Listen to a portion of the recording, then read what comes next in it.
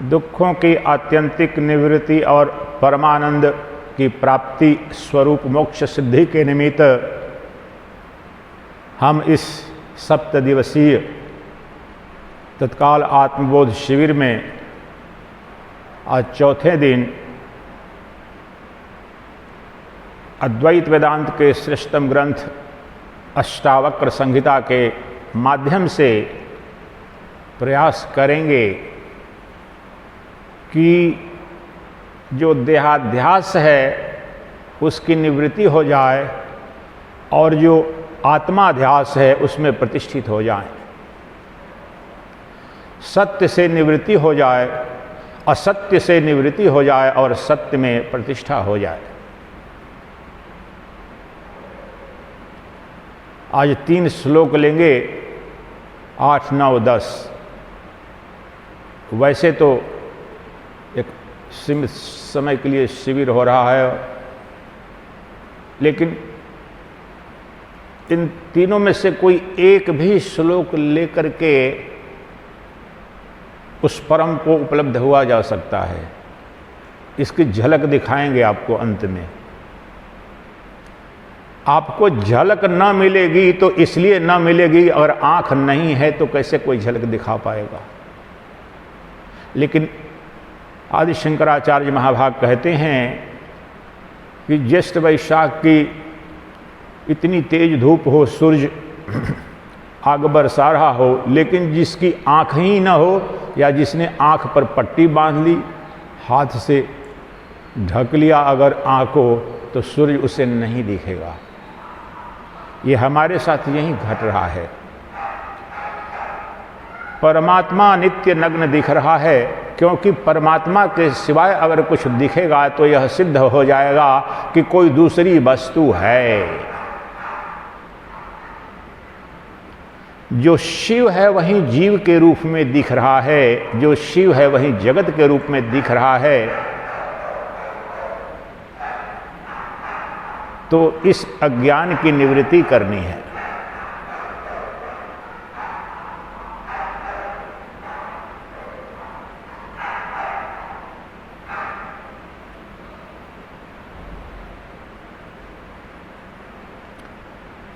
तो प्रयास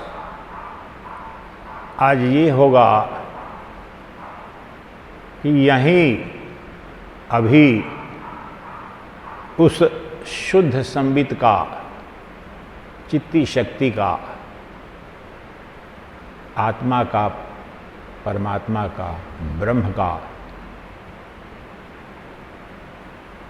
जो वेद वर्णित, वेदांत वर्णित और वेदांत निरूपित जो निर्गुण निराकार ब्रह्म है, उसका दर्शन हो जाए। और आज कराएंगे।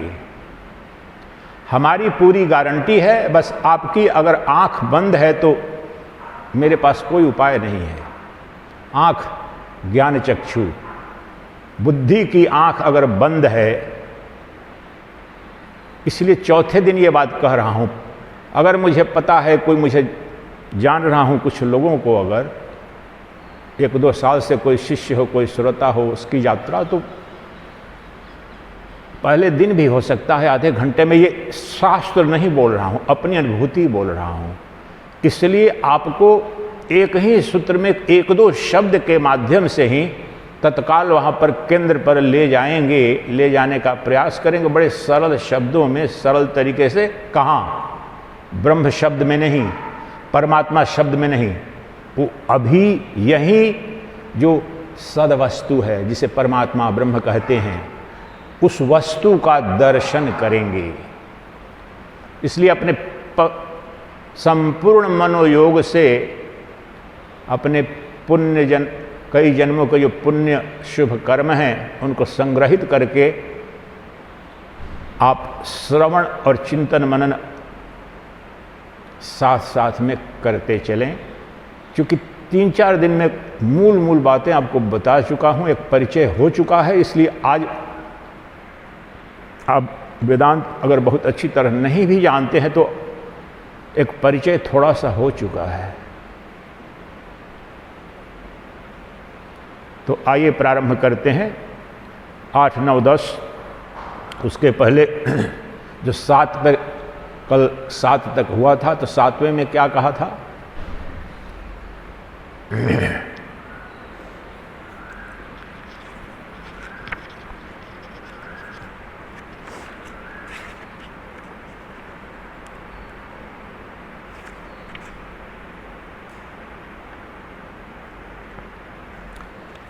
जो विस्तार में कल जो बताया था उससे प्रत्येक कड़ी को जोड़ना पड़ेगा, नहीं तो टूट जाएगा। तो कल जो बताया था उसको एक बार रिकैप करते हैं, ताकि जो कल तक हमने जाना आज भी वहीं जानेंगे, लेकिन उन शब्दों में नहीं, उसको और स्पष्ट करेंगे अन्य श्लोकों के माध्यम से। कहीं भी एक श्लोक सब कुछ उसमें उद्धृत हो चुका है, अभिव्यक्त हो चुका है अद्वैत वेदांत, लेकिन आपके मन बुद्धि में वह स्पष्टता से बैठ जाए, दिख जाए, इसके लिए इतने शास्त्र कहे गए हैं, लिखे गए हैं। तो जो कल जिस मंत्र पर चर्चा विस्तृत रूप में हुई थी और संपूर्ण अद्वैत वेदांत में यही मिलेगा, तो क्या बताया अष्टावक्र ने ऋषि को? 7वां जिस पर विस्तृत कल चर्चा हुई उसको फिर रिकैप शॉर्ट में करते हैं, ताकि वो सब आपको पुनः मेमोरी लेन में वो फिर वापस आ जाए। एको द्रष्टासि सर्वस्य मुक्त प्रायोसि सर्वदा अयमेव हि ते बंधो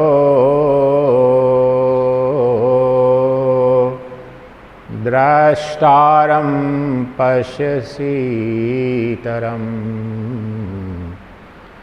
द्रष्टारं पश्यसीतरम्।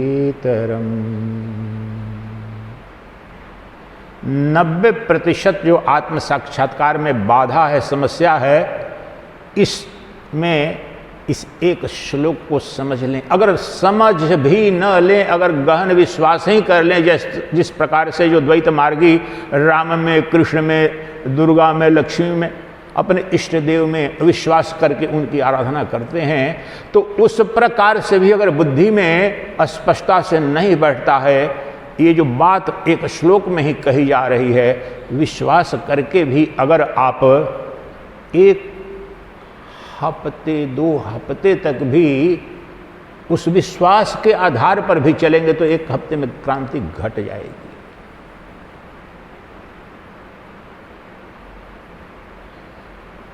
निसर्ग दत्त महाराज से किसी ने पूछा कि अच्छा ये बताओ कि मुझे ब्रह्म ज्ञान नहीं हो रहा है, मुझे अनुभूति नहीं, ब्रह्मनिष्ठा नहीं हो रही है कि मैं ब्रह्म हूं, और बहुत प्रयास किया, लग ही नहीं रहा है, संशय हो जाता है, संदेह हो जाता है, तो अपरोक्षानुभूति नहीं हो पा रहे हो, ब्रह्म दर्शन नहीं हो रहा, तो फिर क्या करें? तो जो उत्तर दिया तीसरी पास, औपचारिक रूप से शास्त्रों का या पढ़ाई का बस इतना ही था निसर्गदत्त महाराज का। तो जो उत्तर दिया वो बहुत ही क्रांतिकारी है, गहराई में जो अध्यात्म को या अद्वैत वेदांत को समझते होंगे। निसर्गदत्त महाराज ने कहा कि हे प्रभु, आप चिंता मंद न करें, आपने प्रयास किया है, हाँ किया है प्रभु, कर रहा हूं, लेकिन ऐसा मुझे लग नहीं रहा है कि मैं ही ब्रह्म हूं। उन्होंने कहा कि बस एक काम आप करो, आप आज से ही नाटक ही कर लो, झूठ ही बोलना शुरू कर दो, लेकिन बस प्रामाणिकता से नाटक करना और झूठ बोलना। आज से ही प्रत्येक श्वास प्रश्वास में, प्रत्येक क्रिया में, हर क्षण बस ये मानो, ये जानो, ये बोलो, मैं ही ब्रह्म हूं। एक बात, पहली बात कि मान लो, तुम यहीं पर मान लो, जान नहीं पा रहे हो, इसी को तो बोल रहे हैं कि नहीं हो पा रहा है आत्म साक्षात्कार, अपरोक्षानुभूति, तो तुम मान लो पहली बात कि मैं ही ब्रह्म हूं। और दूसरा काम, ब्रह्म मानने की जो तार्किक परिणति है, ब्रह्मवत व्यवहार करना प्रारंभ, नाटक करना शुरू कर दो और देखना कैसी क्रांति घट जाएगी 2-4 दिन के अंदर। सिर्फ मान्यता के रूप में ही, लेकिन प्रमाणिक करना, धोखा मत देना। गहराई में मान लो, जैसे नाटक के पात्र करते हैं। रावण जब बनता है, रावण की भूमिका होती है, देखते कैसे दानवी आसुरी आवाज भी निकालता है, अट्टहास भी करता है। कोई कृष्ण की भूमिका करता है तो कैसी दिव्य वाणी। तो वो आप गहराई में मान लो कि मैं ही ब्रह्म हूं और ब्रह्मवत व्यवहार करो। ब्रह्मवत का क्या व्यवहार? तो ब्रह्म के तो लक्षण जानते हो, आपको कुछ कुछ बताए जाते हैं। निर्गुण निराकार है, फिर भी ब्रह्म सर्वव्यापी है। तो जो आपने मान लिया कि मैं ब्रह्म हूं, तो इसके इम्प्लीकेशंस देखो। तो मैं ब्रह्म तो सर्वव्यापी है, सब जगह है, तो चलो मैं यहां तक नहीं हूं, मैं सब जगह हूं। आम भाषा में मैं एक देश व्यापी नहीं, मैं सर्वव्यापी हूं। मैं एक क्षण या काल व्यापी नहीं, मैं सर्वकालिक हूं। मैं एक वस्तु सीमित नहीं, सर्व वस्तु व्याप्त हूं। मैं सर्वशक्तिमान हूं, सर्वनियंता हूं। मेरे अतिरिक्त कोई नहीं, कुछ भी नहीं। मैं ही एक सदवस्तु हूं, मैं ही परमात्मा हूं, मैं ही सच्चिदानंद घन ब्रह्म हूं। मेरे अतिरिक्त कुछ भी नहीं, सब मुझ में, सब में मैं एकमात्र सदवस्तु हूं। ये ब्रह्म के बारे में अनंत शास्त्र जब आपने पढ़ा है, तो ये तो 5वीं क्लास के बच्चे भी ये सब रट जाएंगे कि ये कहा जाता है ब्रह्म के बारे में। तो इन्हीं को सोचने लगो मान्यता के आधार पर ही, और देखना 2-4-5 दिन में इस विश्वास से भी ऐसी बड़ी घटना घटेगी कि तुम विश्वास न कर पाओगे।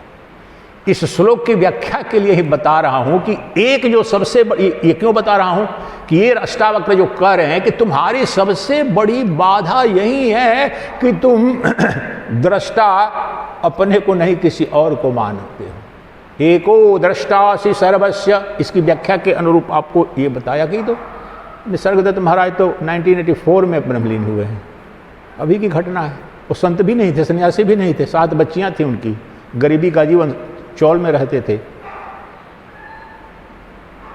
तो यही बात अष्टावक्र कह रहे हैं कि तुम वास्तव में एको दृष्टासि सर्वस्य मुक्त प्रायोसि सर्वदा।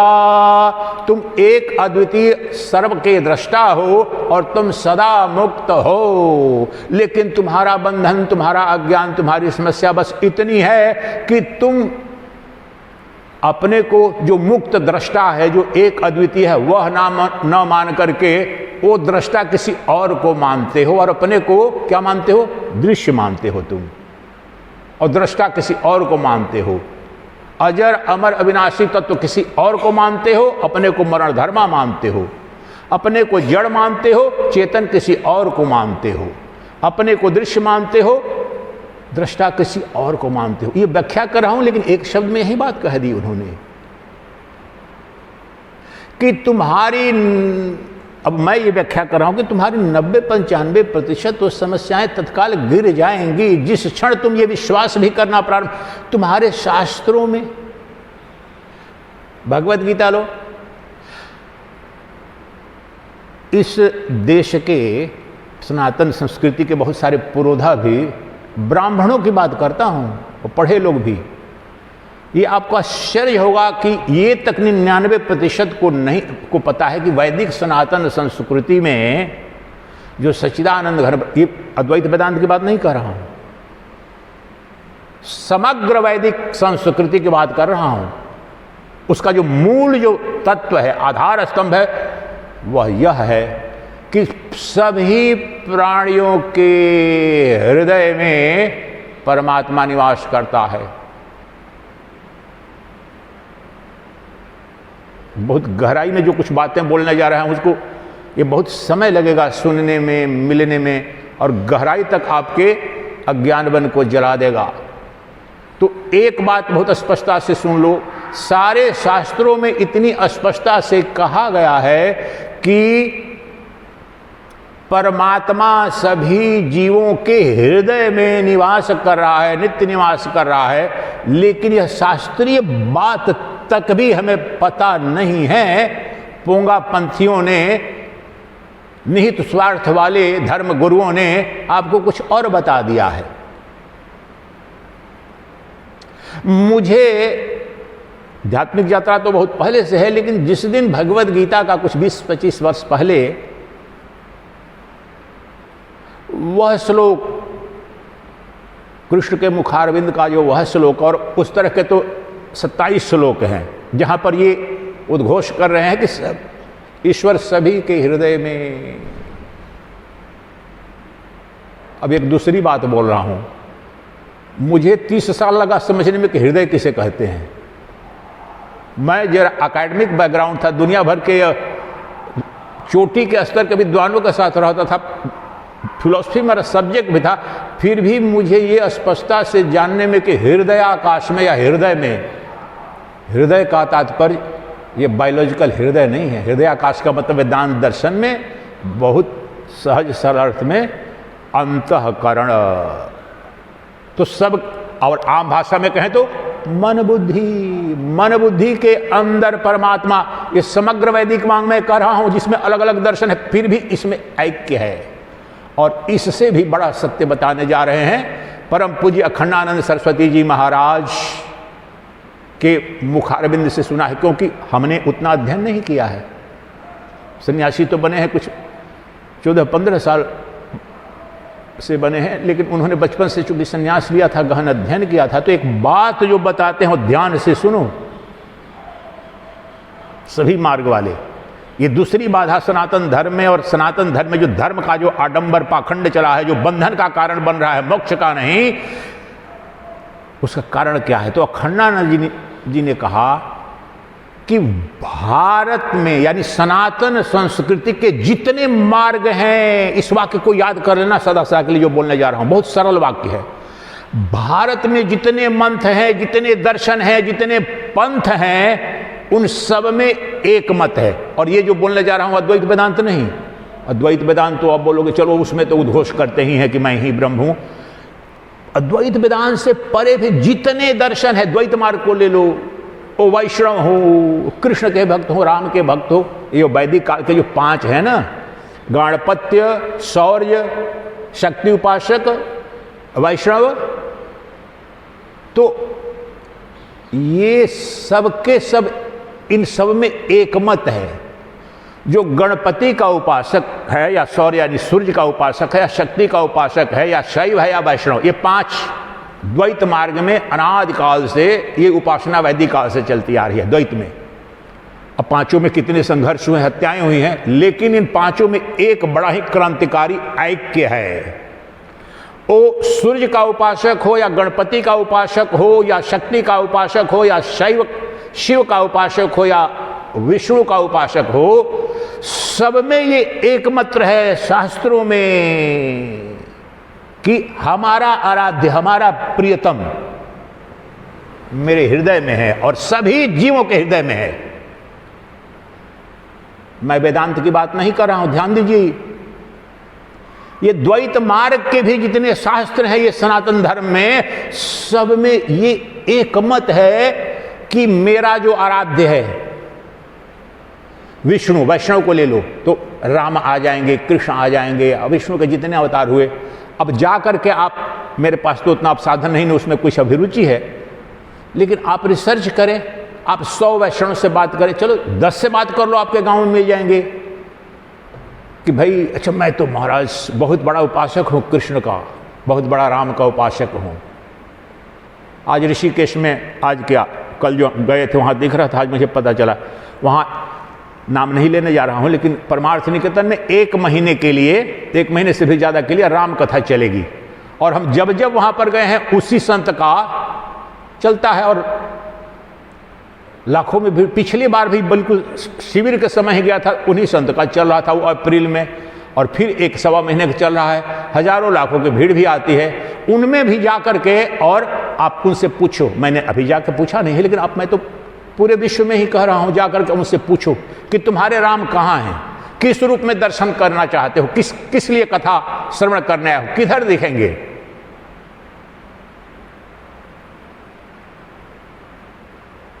कम से कम बोल रहा हूं कि 90-95% को न ये मालूम है शास्त्रीय बात भी और न मानने को तैयार है कि वह राम मेरे अंदर है हृदयाकाश में। वो विष्णु जिसकी खोज में आया हूं, ये भागवतम कृष्ण के भक्त या राम कथा राम के भक्त, तो वो जो जितने शास्त्र हैं, ऋषि हैं, मनीषी हैं, उनके प्रवर्तक हैं द्वैत मार्ग या विषय, उस सबका एकमत है, स्पष्ट ये कह रहा है। ये उच्च ज्ञान नहीं, एकदम फंडामेंटल है, प्राइमरी नॉलेज है कि हमारा इष्ट, हमारा आराध्य हमारे हृदय में ही उपलब्ध है। और ये सब पर लागू कर दिए। ये शाक्त के साथ भी, शैव के साथ भी, गाणपत्य के साथ भी, शौर के ऊपर, सबका यही भ्रम है। सूर्य, हाँ सूर्य वहां पर है। शक्ति, हाँ दुर्गा, रक्त, पाणिनि, नरसंहार करने वाले,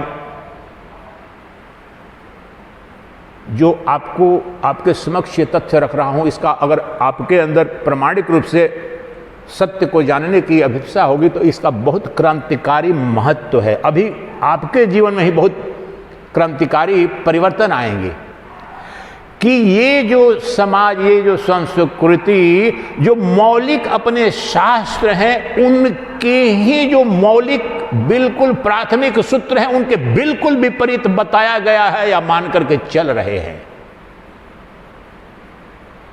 मैं आपको ये 7वें श्लोक की गहराई को बताने की कोशिश कर रहा हूं कि अष्टावक्र एक वाक्य में कह दिया, इसका मतलब नहीं है कि 1 मिनट, ये शाश्वत सनातन सार्वभौम सत्य रख दिया एक श्लोक में। और मैं यही सिद्ध करने की कोशिश कर रहा हूं कि सर्वत्र जाओ, ये बाधा बनी हुई है। इसलिए जब मैंने भी पहली बार भगवद गीता में जब कृष्ण का ये उद्घोष, ईश्वरः सर्वभूतानां हृदेशे अर्जुन तिष्ठते भ्रामयन् सर्वभूतानि यंत्रारूढ़ानि मायया, इसके पहले उसके 20 साल पहले से मैं रामकृष्ण मिशन के लिटरेचर विवेकानंद को बहुत गहराई से स्कूल डे से पढ़ता था। उसके 20-25 साल तक भी ये तो समझ में आ रहा था आत्मा या आत्मज्ञान या वेदांत, लेकिन मुझे इतना नहीं लगा था कि योगेश्वर कृष्ण या भगवद गीता में इतनी स्पष्टता से, इतनी दृढ़ता से कह देंगे कि सभी जीवों के हृदय में ईश्वर विद्यमान है समान रूप से। इस एक वाक्य के कितने गहन भावार्थ हो जाएंगे आपके जीवन के विश्वास, आपके जीवन की दिनचर्या, आपकी संस्कृति, संस्कार। ये हम तो श्रवण करने के आदी बन गए हैं, कठमुल्ला की तरह बैठ जाते हैं, कथा सुनते हैं। अगर मुमुक्षा प्रमाणिक हो तो इस पर चिंतन करेंगे तो अभी रोंगटे खड़े हो जाएंगे कि जिस, आप सोचो 10, आप सुबह में बता रहा था कि एक समोसा भी अगर मुझसे बाहर है तो मुझे सन्यासी बन जाने के बाद भी मुझे तो नहीं लगता है कहीं दिया किसी ने, एक रोटी भी। लेकिन वह जो परब्रह्म परमात्मा इतना विराट है, मैं सदियों से भटक रहा हूं, लेकिन जिस दिन जिसने मुझे ये खबर दी, बताई, जिस शास्त्र ने, जिस गुरु ने, कि वह परमात्मा जो सर्वस्व है, सर्वत्र है, जो सर्वव्यापक है, वह तुम्हारे अंदर ही नित्य उपलब्ध है, स्वभावतः उपलब्ध है, उसके लिए कोई प्रयास नहीं करना। ये समस्त वैदिक वाङ्मय का उद्घोष है, ये श्रुति का भी और स्मृति का भी उद्घोष, ये महाभारत का उद्घोष है, रामायण का उद्घोष है, पुराणों का उद्घोष है, वेदों का उद्घोष है, उपनिषदों का उद्घोष है। लेकिन हम तो गुलामी की मानसिकता में इतने गहरे जकड़ गए हैं कि हम तो सुबह से शाम जाप कर रहे हैं, मैं तो नीच हूं, खल हूं, कामी हूं, मैं तो मर जाऊंगा, मैं तो पापी हूं। ये सबसे बड़ी समस्या है। इसलिए उस समाज में जो प्रतिदिन आरती होती है, जहां पर मौसम कौन कुटिल खलकामी रो रहे हैं, समझ रहे हैं कि बड़ी गहरी आध्यात्मिकता है, उसको ये पंक्ति तो बड़ा अटपटी लगेगी, उसके लगेगा कोई आतंकवादी है कि महात्मा है, ये कह रहा है कि तुम्हारा बंधन, तुम्हारा ज्ञान एकमात्र यही है कि परमात्मा तुम अपने आप को नहीं किसी और को मानते हो। वहां साक्षी शब्द और दृष्टा शब्द में फंस मत जाना कि दृष्टा किसी और को मानते। दृष्टा अर्थात परमात्मा, ब्रह्म, सच्चिदानंद घन। कह रहे हैं अष्टावक्र कि तुम वह परमात्मा जो परम तत्व है, चरम सत्य है, जो सर्वशक्तिमान है, जो सच्चिदानंद है, वह तुम अपने को न मान करके किसी और को मानते हो, और ब्रह्म वो तुम हो, तुम हो, तुम हो। और ये तो अद्वैत वेदांत की बात है। अब आपको मैंने बता दिया कि द्वैत के भी जितने मार्ग हैं, 5 जो वैदिक काल के मूल, सौर, गणपत्य, वैष्णव, शक्ति उपासक और वैष्णव, 5 उनके भी शास्त्र में, परंपरा में जो इष्ट जिसको पाना चाहते हैं, आराधना कर रहे हैं, जीवन बिताते हैं, मूल वहां पर भी यही उद्घोष है कि वह तुम्हारा इष्ट, तुम्हारा। ये अखंडानंद महाराज जी के मुखारबिंद से कह रहा हूं, बहुत बड़ी सभा में उद्घोष कर रहे हैं और सारे शास्त्रों को, कि ये जिस दिन मैंने ये सुना, कुछ 2-4 साल पहले अध्ययन कर रहा था, रोंगटे मेरे खड़े हुए कि ये एक ज्ञान जो है, शाब्दिक ज्ञान, इस सनातन संस्कृति में कितनी क्रांति कर सकता है कि तुम जो द्वैत के उपासक भी हो और सभी एक नहीं, सबकी एक मान्यता है। सौर वाला अपने इष्ट को सूर्य के रूप में ही लेकिन अपने हृदय में देखता है, गणपति का उपासक गणपति को अपने हृदय में देखता है, और वही वैष्णव, शैव, शाक्तव, उनमें अपना इष्ट शक्ति, किसी को शिव दिखेंगे, किसी को शाक्त, लेकिन वो बाहर नहीं दिखेंगे। ये शाश्वत सनातन सत्य समस्त वैदिक वांग्मय में है, सनातन संस्कृति में है। लेकिन आप जाकर के पता करें, पढ़े लिखे लोगों से, कथावाचकों से भी पता करें, अधिकांश, सबके बारे में नहीं कर रहा हूं, लेकिन बहुत 1-2-4% ही शायद मिलेंगे कि इसकी किसी रूप में समझ है। अगर मेरा, चलो द्वैत मार्गी ही हूं, लेकिन अगर मेरा आराध्य विष्णु या शिव या शक्ति या गणपति या सूर्य अगर मेरे हृदय में है, तो इसकी अब थोड़ा चिंतन करो, कैसी क्रांति। तो मेरे हृदय में है, तो मेरे हृदय में, जो हृदय का तात्पर्य द हार्ट एंड सोल, किसी चीज को बोलते हैं ना, spirituality is heart and soul of Indian culture, western material prosperity is heart and soul of European culture. तो ये हार्ट जो बोला जा रहा है कि हृदय में, अर्थात, और हृदय का तात्पर्य होगा केंद्र, अस्तित्व। तो अब इसी को कहेंगे, वैष्णव मार्ग में भी आपको बताया ये जाता है कि तुम्हारी आत्मा के रूप में विष्णु तुम्हें नित्य उपलब्ध है। शैव को ये बताया जाता है कि तुम्हारे इष्ट जो शिव हैं, तुम्हारी आत्मा हृदयाकाश में, हृदयाकाश यानी तुम्हारी आत्मा नित्य उपलब्ध है। और ये शाक्त के संदर्भ में, वैष्णव के, गणपत्य के संबंध में, और सब पर लागू हो जाता है। तो अब देखो वहां फिर कहां द्वैत बचता है। कहने के लिए तो प्रारंभ में से पढ़ाया जाएगा, A for apple, B for book, क फॉर कबूतर, लेकिन क कभी कबूतर बन सकता है क्या? लेकिन पेडागोगी का मेथड है, इसीलिए प्रारंभ में द्वैत की आवश्यकता है। बच्चे ने, आम आदमी की जो बुद्धि है समझ नहीं सकती है कि आम ब्रह्मास्मि, मैं ही शिव हूं। तो इसका तात्पर्य ये नहीं है कि कोई दूसरा सत्य है, सत्य तो यही है, लेकिन वहां पर पहुंचने के पहले आपको किसी भी इष्ट को अपनी भावा स्थिति के अनुसार, आप किसी के अनुयायी बन जाते हैं, आप किसी के साधक बन जाते हैं, उपासक बन जाते हैं, उस रूप से करते रहें, लेकिन वह जो सत्य है उसमें कोई परिवर्तन नहीं है। तुम्हारा इष्ट तुम्हारे हृदय में नित्य विद्यमान है और सभी जीवों के अंदर भी वो विद्यमान है। ये दो सत्य यहां पर अगर बुद्धि तीक्ष्ण होगी तो सारा द्वैत गिर जाएगा। द्वैत मार्ग से ही द्वैत नष्ट हो जाएगा और अद्वैत सत्य बच जाएगा। लेकिन हमारी आत्मग्लानि का पर्दा इतना मोटा हो गया है कि हमें ये समझ में ही नहीं आती है बात।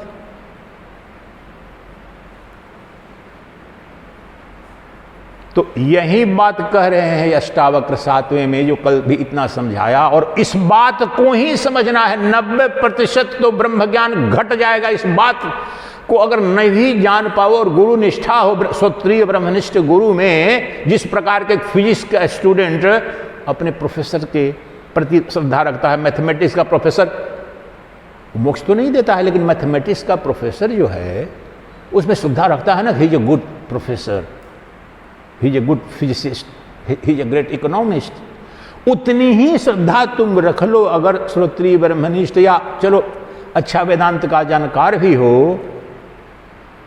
तो ये बात उस दिन अपने तुम बैठा लो कि ब्रह्म जिसकी खोज है, जो परमानंद स्वरूप है, दुखों की आत्यंतिक निवृत्ति, और परमानंद स्वरूप जो ब्रह्म है कहीं अन्यत्र नहीं, वो नित्य मेरे अंदर ही उपलब्ध है।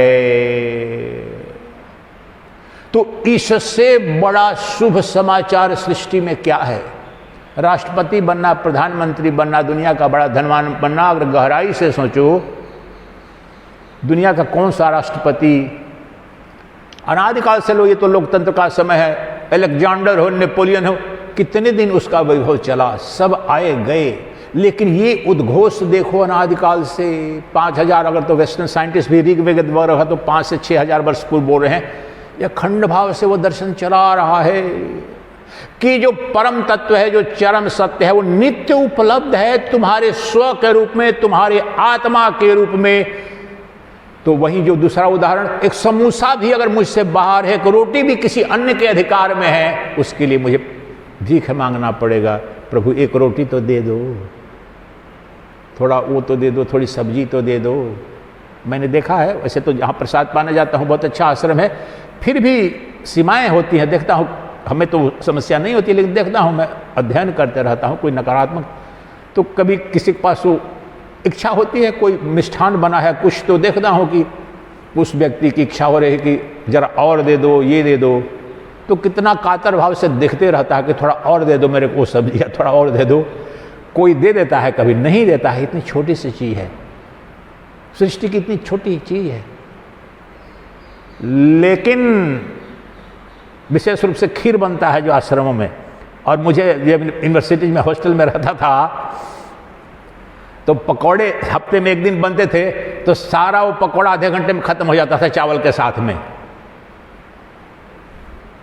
इतनी जो क्षुद्र चीज भी अगर श्रेय है, प्रेय है, तो सब उसको कितना जल्दी ले लेते हैं, और इसलिए कि सब ले लेंगे, हम अनुभव बता रहे हैं।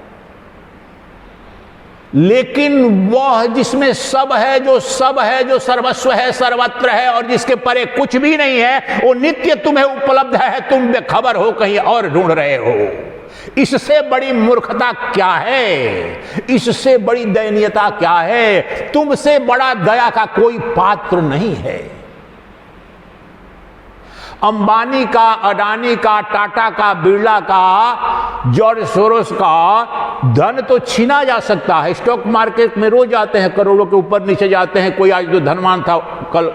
लेकिन तुम्हारा यह जो चैतन्य धन है, आत्मधन है, सृष्टि की कोई सत्ता नहीं है कि तुमसे इसका अलगाव कर सके। ये नित्य प्राप्त है, सनातन तत्व है, और फिर भी तुम बेखबर हो, भिखारी का जीवन जी रहे हो। और ये कोई चमत्कारी बाबा का उद्घोष नहीं है कि तुझे स्पर्श कर दूंगा तो तेरे संतान हो जाएगी, तेरे वैभव हो और फैक्ट्री चल जाएगी। हजारों वर्षों से महाविज्ञान के रूप में एक ऋषि का नहीं। क्रिश्चियनिटी एक, यहोवा जीसस क्राइस्ट की वाणी है, प्रोफेट मोहम्मद की वाणी है इस्लाम, बुद्धिज्म बुद्ध की वाणी है, भगवान महावीर की वाणी जन है। ये जो वेदांत दर्शन है किसी एक की वाणी नहीं है, ये महाविज्ञान है हजारों वर्षों से उन ऋषियों। Rishi means the greatest metaphysicist, the scientist of soul and self. ये आधुनिक जो साइंस है, it's a science of matter, but this matter is always ephemeral. और हमारा ये अध्यात्म जो है वैदिक, that is science of self, science of supreme reality, eternal science.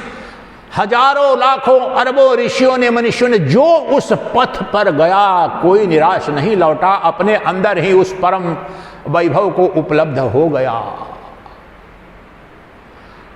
हमारे कल के जो भी पहला जो प्रवचन यूट्यूब पर डाला था, एक ने बहुत सुंदर कमेंट लिखा है, मैंने इशारे भी किया था, वो बड़ा महत्वपूर्ण है।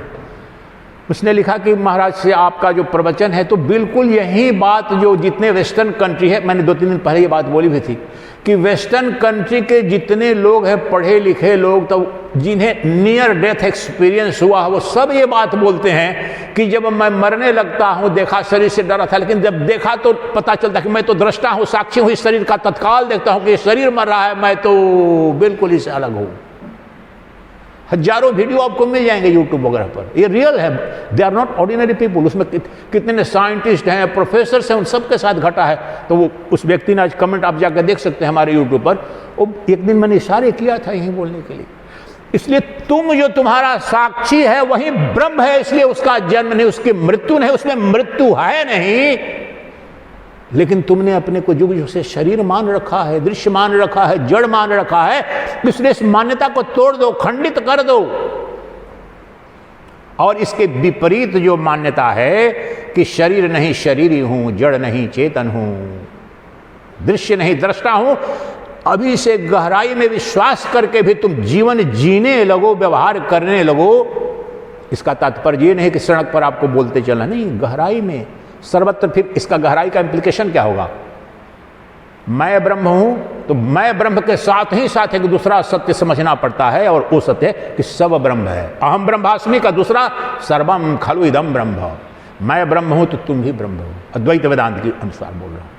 तो आपको सोचिए, आप सुबह से शाम तक कितने को गाली देते हैं, वो पॉलिटिशियन हो या पड़ोसी हो या कंपटीटर हो या आपका मित्र हो, शत्रु हो, परिवारजन, तो तत्काल वहाँ पर अवरोध लगेगा कि आत्यंतिक अर्थों में तो ये परमात्मा ही है, तो नारायण ही जो चेतन उनका है। तो इस तरह से व्यवहार ही करना शुरू कर देंगे तो क्या कुछ दिनों में क्रांति घट जाएगी। लेकिन हम करना चाहते नहीं है, घुट्टी पीना चाहते हैं, कोई टैबलेट बाबा, और टैबलेट देने वाले बाबा हैं, इसलिए करोड़पति हो जाते हैं। भारत के हर महानगर में उनके बड़े बड़े पंचसितारा आश्रम बन जाते हैं, टैबलेट देते हैं वो। और टैबलेट देने की विद्या हमारे यहाँ तो है ही नहीं। इतनी शुद्ध ठगी की विद्या है धर्म के नाम पर। जो जे कृष्णमूर्ति कहते हैं कि the organised religion without exception has largely been the biggest source of sorrow, suffering, fear, exploitation. और कार्ल मार्क्स की वो बात किसी सीमित अर्थ में बहुत गहरे अर्थ में सही है। ऑर्गेनाइज्ड रिलीजन जो है वो धर्माचार्य, धर्म का आप जब इतिहास पढ़ते हैं, कहने के लिए आप बोल दें मार्क्सिस्ट, वो ठीक है, मैं नहीं, लेकिन कहीं ना कहीं तो गहरा सत्य है जो जे कृष्णमूर्ति भी बोल रहे हैं, वो मार्क्सिस्ट नहीं थे। आप गहराई में देखें, जो धर्म के ठेकेदार हैं, प्रत्येक धर्म के ठेकेदार हैं, उनका निहित स्वार्थ, मैं सबसे बड़ा मठाधीश, मैं शंकराचार्य, शंकराचार्यों में भी मैं सबसे बड़ा। उनके प्रवचन सुने, सभी धर्माचार्यों, सभी धर्मों का रहा हूं, मैं सबसे बड़ा महामंडलेश्वर। मेरी सभा में इतने लाखों वक्ता, मेरा किस चैनल पर, कितने चैनल पर चल रहा है? ये तो अहंकार का तांडव है।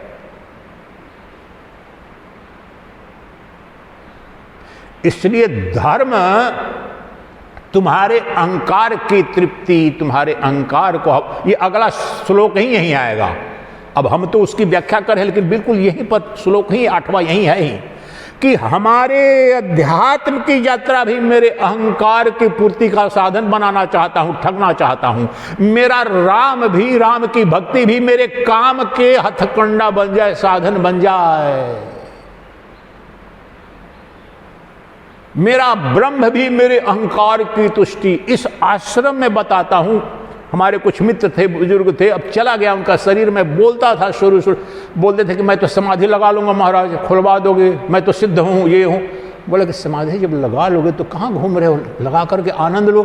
वो बोलते थे कि समाधि लगाऊंगा तो खुलवाएगा कौन? कितनी हंसी आई जोर की।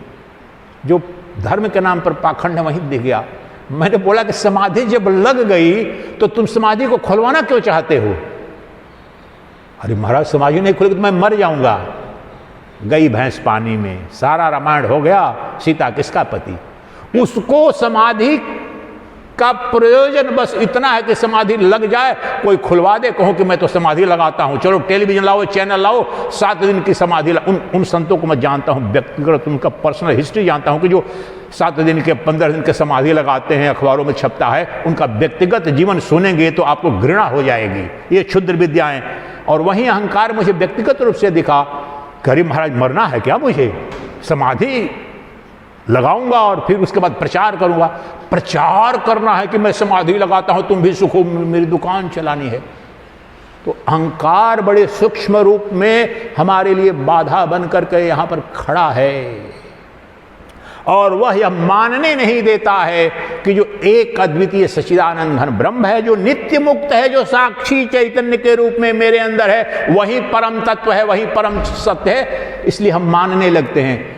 किसी त्रेता युग में आए थे भगवान राम, न आए चले गए, भगवान तो वो थे। द्वापर में कृष्ण आए थे, चले गए, और अन्य कालों की बातें करेंगे। ये मानने के लिए तैयार नहीं है, क्योंकि मैं शास्त्र की बात कर रहा हूं। क्रांति तो आगे घटेगी, इतने सरल सहज जो मौलिक कुछ सूत्र हैं सनातन धर्म के, अब ये सूत्र बता दिया जाएंगे तो दुकानदारी भी तो बैठ जाएगी धर्माचार्यों की, कथावाचकों की, महामंडलेश्वरों की, क्योंकि वहां पर तो सत्य का जो स्वरूप है, वेदांत वेद्य निर्गुण निराकार ब्रह्म है, उसका दर्शन करना पड़ेगा पहले और दूसरे को कराना पड़ेगा। तो उसमें तो मेरी अभिरुचि है नहीं। मेरे कितने ज्यादा आश्रम बने। सन्यास की बात जब कर रहा हूं तो यहां सन्यास एक उदाहरण के रूप में, गारहस्थ का भी वैसा ही है। सर्वत्र पाखंड है, भगवान में किसी की अभिरुचि नहीं, आत्मज्ञान किसी को नहीं चाहिए। दिल्ली के किसी मॉल में इवनिंग सैटरडे संडे को फैमिली के साथ जाते हैं, आउटिंग जिसे बोलते हैं, मैं जानता हूं, बहुत सैकड़ों को जानता हूं, 10 से 15 हजार खर्च करके आते हैं। मॉल में जाते हैं तो थिएटर वहां पर देखेंगे कुछ ये करके, फिर वहां जो रेस्टोरेंट कॉस्टली रहते हैं थोड़ा, और जितना बिल ज़्यादा आता है, 5,000 10,000 रुपया आप वहाँ पर खर्च करते हो, थोड़ा सा एक रेस्टोरेंट में खाते हो। और मैं बहुत सारे हाई अप के प्रोफेशनल्स को वहाँ पर जानता हूँ, वो जाते ही हैं, सैटरडे को जाते ही हैं, लेकिन वो क्षुद्र क्षणभंगुर तुम्हें 2 सेकंड के लिए कोई, चलो घर पर जो भोजन मिल रहा था वहाँ का जो भोजन करके 5,000 10,000 रुपये खर्च करते हो, समय भी लगाते हो, लेकिन तुम्हें कोई साहित्य, कोई पुस्तक, कोई आध्यात्मिक ग्रंथ जो तुम्हारे जीवन में क्रांति ला दे, उसके लिए 1.5 मिनट समय नहीं, ध्यान के लिए 5 मिनट समय नहीं है। मेरे बहुत सारे मित्र बड़े उच्च अवस्था में है, सब भौतिक जगत में बोल रहा हूँ, राष्ट्रीय अंतर्राष्ट्रीय प्रोफेसर है, कुछ ये है, भौतिक रूप से बड़े सफल, लेकिन अध्यात्म में अभिरुचि और ध्यान की बात, टाइम नहीं है, टाइम नहीं है। क्रिकेट देखने के लिए इस देश के, आप नाम नहीं बताने जा रहा हूं, श्रेष्ठतम विद्वान जो विश्वविख्यात हैं, हार्वर्ड ऑक्सफोर्ड में पढ़ाते हैं, लेकिन वो दिन भर क्रिकेट, या क्रिकेट हो तो उनके लिए बहुत टाइम हो जाता है।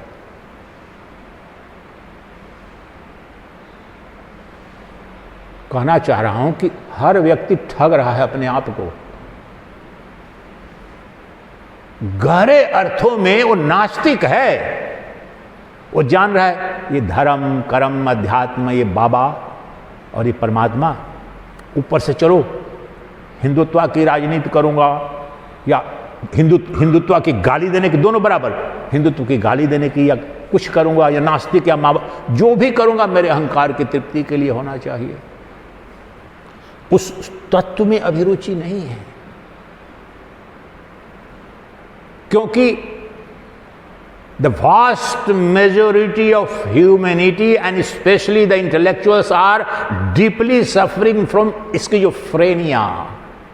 They think something and they say something else. They believe something, they act upon something else. सामंजस्य नहीं है। और धर्म का सबसे मौलिक और अध्यात्म का सबसे मौलिक सूत्र है complete harmony in your life. In your words, thought and action. आत्मज्ञान हो, आत्म साक्षात्कार हो, ब्रह्म विद्या हो, उसकी ये बता चुका हूं पहले अष्टावक्र के पहले सूत्र में 6 क्षमा आर्जव दया तोष सत्यम पीयूषवत भजा।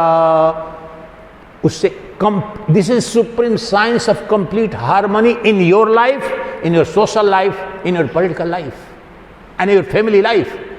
लेकिन मूल तत्वों को जानना नहीं चाहते हैं, ठगना चाहते हैं। आदत पड़ गई है, नशा पड़ गया है अपने ही को ठगने का। युग युग से अपना ही शोषण कर रहे हैं। अब भ्रम हो रहा है कि किसी दूसरे का शोषण कर रहा हूं। अपमानित प्रतिपल मैं अपने को ही कर रहा हूं। भ्रम हो रहा है कि मैं किसी दूसरे को कर रहा हूं, क्योंकि दूसरा कोई है नहीं।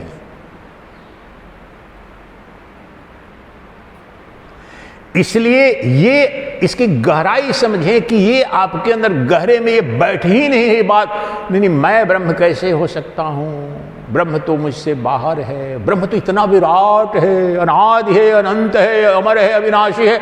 मेरा तो बीपी बढ़ रहा है, मेरा बाईपास सर्जरी हुआ, मेरा कैंसर हुआ या हो जाएगा।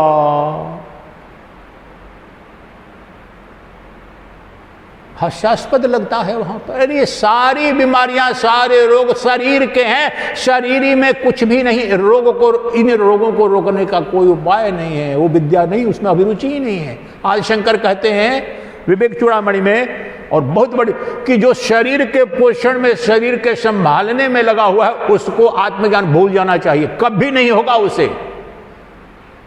इसका मतलब कुछ तर्क नहीं समझ लेना कि वो कह रहे हैं कि नहीं भूखे मार दो या जला दो अपने शरीर। कहने का तात्पर्य किसी प्रकार से जीवन पोषण हो जाए, जीवन यापन हो जाए और स्वस्थ रह सके प्रयास। लेकिन सुबह से शाम तक मैं बीमार न पड़ूं, मैं ये न पड़ूं, सुडौल रहूं, ये करूं। शरीर का ही ध्यान रखो तो तुम शव का ध्यान रख रहे हो और शव हो गए। और यही 99% मानवता करती रही है। तो तुम उस अमर तत्व को, जो तुम्हारा अपनी आत्मा के रूप में साक्षी चैतन्य है, उसको जान लो, जो एकमात्र स्व है, स्वस्थ है। स्वमीन तिष्ठति इति स्वस्थः। इस परिभाषा को WHO ने एक्सेप्ट कर लिया है, वेद की इस परिभाषा को। And they are talking about spiritual wellbeing. Health की परिभाषा में पहली बार यही वैदिक डेफिनेशन से प्रभावित होकर के mental and spiritual wellbeing is included in good health. Physical term बोल रहा हूं, WHO स्पिरिचुअल ऑर्गेनाइजेशन है। संसारिक अर्थों में भी उनको भी ये बात समझ में आ गई है, लेकिन हमें समझने का ये समझ में आई नहीं बात। इसलिए इसकी गहराई को समझें कि आपके अंदर नित्य भाषा कोई भी हो, मंत्र हो या न हो, गहराई में आपके 2 घंटा प्रवचन यहां तो सुन लिया, लेकिन बाकी जाते भूल करके वहां पर डर के, भय के, अभाव के, दरिद्र के, वहीं शरीर भाव में जी रहे हैं, कुछ घटेगा नहीं।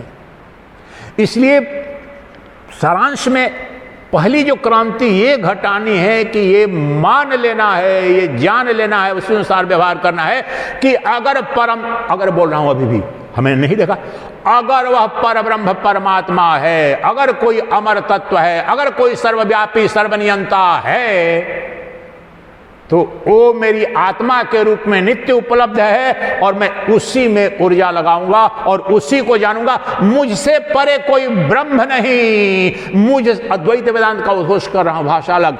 मुझसे परे होकर के ब्रह्म भी मूर्छित हो जाएगा, मुझसे अलग होकर के परमात्मा भी शव हो जाएगा, मुझसे भिन्न होकर शिव भी शव मात्र रह जाएगा। मैं वह चैतन्य सत्ता हूं और मैं अद्वितीय हूं, इसलिए मैं ही ब्रह्मांड के कण कण में हूं, चैतन्य सत्ता सत्य के रूप में हूं।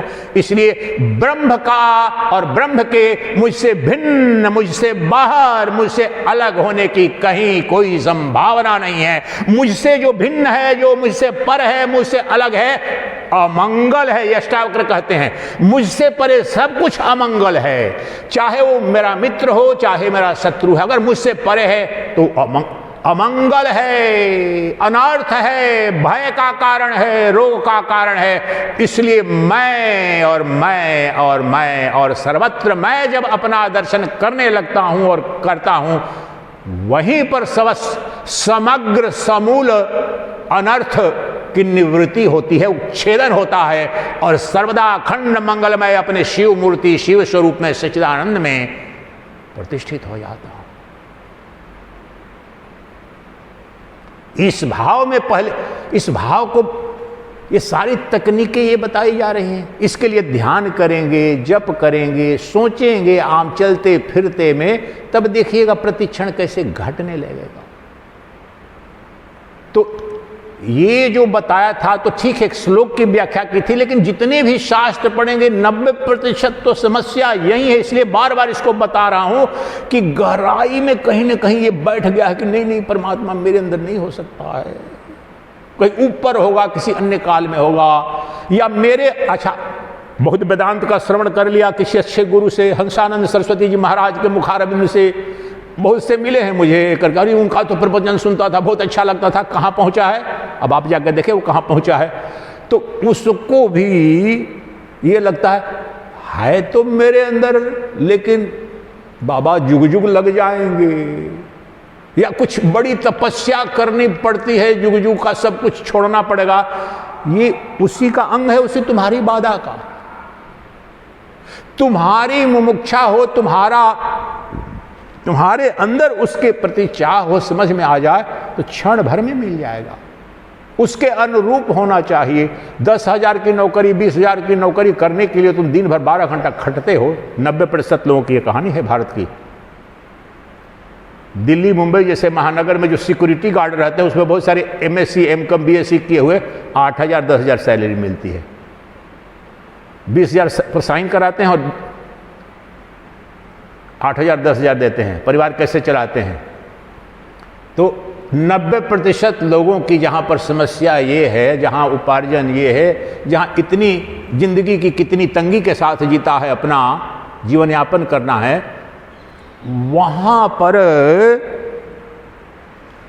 इस विराट ऐश्वर्य को उपलब्ध हो जाने की, समझिए तत्क्षण में उपलब्ध हो जाने और नित्य उपलब्ध हो जाने की संभावना, थोड़े भी प्रामाणिकता आपके अंदर होगी तो रोमांचित हो जाओगे। इसलिए सबसे जो मौलिक बात है, गहराई में आप ये चिंतन करते रहें, विश्वास करते रहें। अगर नहीं भी समझ में आया तो अगर परमात्मा कहीं है तो परमात्मा मेरे अंदर है, मेरी आत्मा के रूप में जब है तो मैं हूं। आत्मा means the centre, the heart and soul. इस वाक्य की व्याख्या करनी पड़ेगी, आपको दिखाना पड़ेगा, नहीं तो ये बात इतने से प्रवचन करते हैं लोग समझ नहीं पाते हैं कि क्या है। आप यहां पर देखें आंख खोल करके, जब बोलते हैं कि ये आत्मा है अमुक वस्तु की, इस चीज की, तो फिर भी नहीं समझ पाते हैं। ये देखिए, चलो ये क्या है, ये क्या है? कपड़ा है ना, ये कपड़ा देख, इसकी आत्मा क्या है? क्या बोला आपने? धागा। इसकी आत्मा का यही मतलब है कि सब stratum, the reality, the essence of that. तो इसकी आत्मा है धागा। धागा की वो कॉटन, रुई, वो आत्मा है। ये जो ग्रिल बना है, इसकी आत्मा क्या है? आयरन। ये समझ में आ रहा है ना? तो जब कह रहे हैं कि आत्मा के रूप में परमात्मा ब्रह्म जब उपलब्ध है, अर्थात ब्रह्म ही है, ये धागा ही धागा है, कॉटन ही कॉटन है। नाम रूप में इसको हम कह रहे हैं, कुर्ता कह देते हैं, वो झोला है, ये धोती कहला रहा है, लेकिन आत्मा सबकी क्या है? धागा है। और धागा के भी आत्मा कॉटन है, रुई। इसलिए जो ब्रह्म है, जो हमारा अभिष्ट है, वो जब कह रहे हैं कि हमारी आत्मा के रूप में है, तो जो कुछ भी आपकी अनुभूति में आ रहा है, जो भी दिख रहा है, जो भी कर रहे हो, वो सब में वो ब्रह्म ही है, ब्रह्म के सिवाय कोई नहीं है। अपरोक्षानुभूति में शंकराचार्य महाभाग कहते हैं, ध्यान से श्रवण करें अभी, दृश्यते श्रूयते यद्वद् ब्रह्मणो अन्य न तद्भवेत् तत्त्वज्ञानाच्च तद् ब्रह्म सच्चिदानंदमद्वयम्। और परोक्षानुभूति की पंक्ति है, एक पंक्ति काफी है। तुम जो कुछ भी देख रहे हो वो ब्रह्म है, जो कुछ भी सुन रहे हो वो ब्रह्म है, जो कुछ भी नाम रूप के रूप में दिख रहा है सब ब्रह्म है, और जो भी क्रिया कर रहे हो या हो रही है सब ब्रह्म ही है। जब तुम्हें तत्व ज्ञान नहीं है, तत्व ज्ञान यानी आत्मज्ञान, यानी उसकी आत्मा को नहीं, what is the substratum that is driving everything और दैट इज होल्डिंग एवरीथिंग, ये पता नहीं है तुम्हें। इसको किसने होल्ड किया है? धागे ने होल्ड किया है। ये तो आयरन का है, टेबल तो आयरन ने होल्ड किया है। टेबल अगर लकड़ी का होता तो इसकी आत्मा लकड़ी है। उसी प्रकार से जो ब्रह्म, जो सत्य चित आनंद स्वरूप है, that is eternal existence, pure consciousness and infinite bliss, वही मैनिफेस्ट प्रत्येक क्रिया में, प्रत्येक कर्म में, प्रत्येक अनुभूति में, प्रत्येक नाम में, प्रत्येक रूप में, आत्म रूप से वही। अब ये कॉटन ही देखिए, उजरा में आंध्र प्रदेश में इस पर रिसर्च करने बहुत जाता था, फार्मर सुसाइड पर बड़े व्यापक स्तर पर करता था, साउथ इंडिया वगैरह में राष्ट्रीय अंतर्राष्ट्रीय रिपोर्टें उस पर मेरी जो प्रसिद्ध हुई थी, तो देखता था वहां पर विश्वास न हो कि वो रुई का ऐसे पहाड़ जैसा लगता है ना, जब कॉटन की खेती होती है बॉल उसके बनते हैं। बड़ा आंध्र प्रदेश में किया था बड़ा स्टडी उस पर ज़्यादा, फार्मर सुसाइड 1999। अब वो ये रुई देखो इस रूप ले लिया, उस रुई नहीं। मिट्टी जो है, आपको मिट्टी नीचे दिख रही है, लेकिन वो मिट्टी देखिए घड़ा पहचान में नहीं आता है। आजकल तो रंगीन भी बना देते हैं, कप जब बन जाता है वो लगता है कि वो मिट्टी है क्या। आजकल तो बहुत इतनी बढ़िया पॉटरी पेंटिंग कर देते हैं उस पर, लगता है कि कितना सुंदर है, बड़े महंगे महंगे मिलते हैं। मटका बन गया, सुराही बन गई। आत्मा सबकी मिट्टी है। स्वर्ण से बने जितने आभूषण है, उन आभूषणों की आत्मा क्या है? सोना। उसी प्रकार से आत्मा का यह अर्थ है कि एकमात्र जो सद्वस्तु, जो उपादान कारण है, निमित्त उपादान, जिसको तकनीकी भाषा में कहते हैं भगवान, यहां गुरुदेव बोलते थे भगवान ही इस जगत का निमित्त उपादान कारण है। तो निमित्त भी efficient, instrumental and material, all the three causes Brahman. तो परमात्मा ही सर्वत्र दिख रहा है और वहीं देख रहा है। इसलिए आत्मा के रूप में, तुम्हारी आत्मा के रूप में और इस जगत की आत्मा के रूप में, ईश्वर की आत्मा के रूप में वही ब्रह्म है, वही शुद्ध संवित है।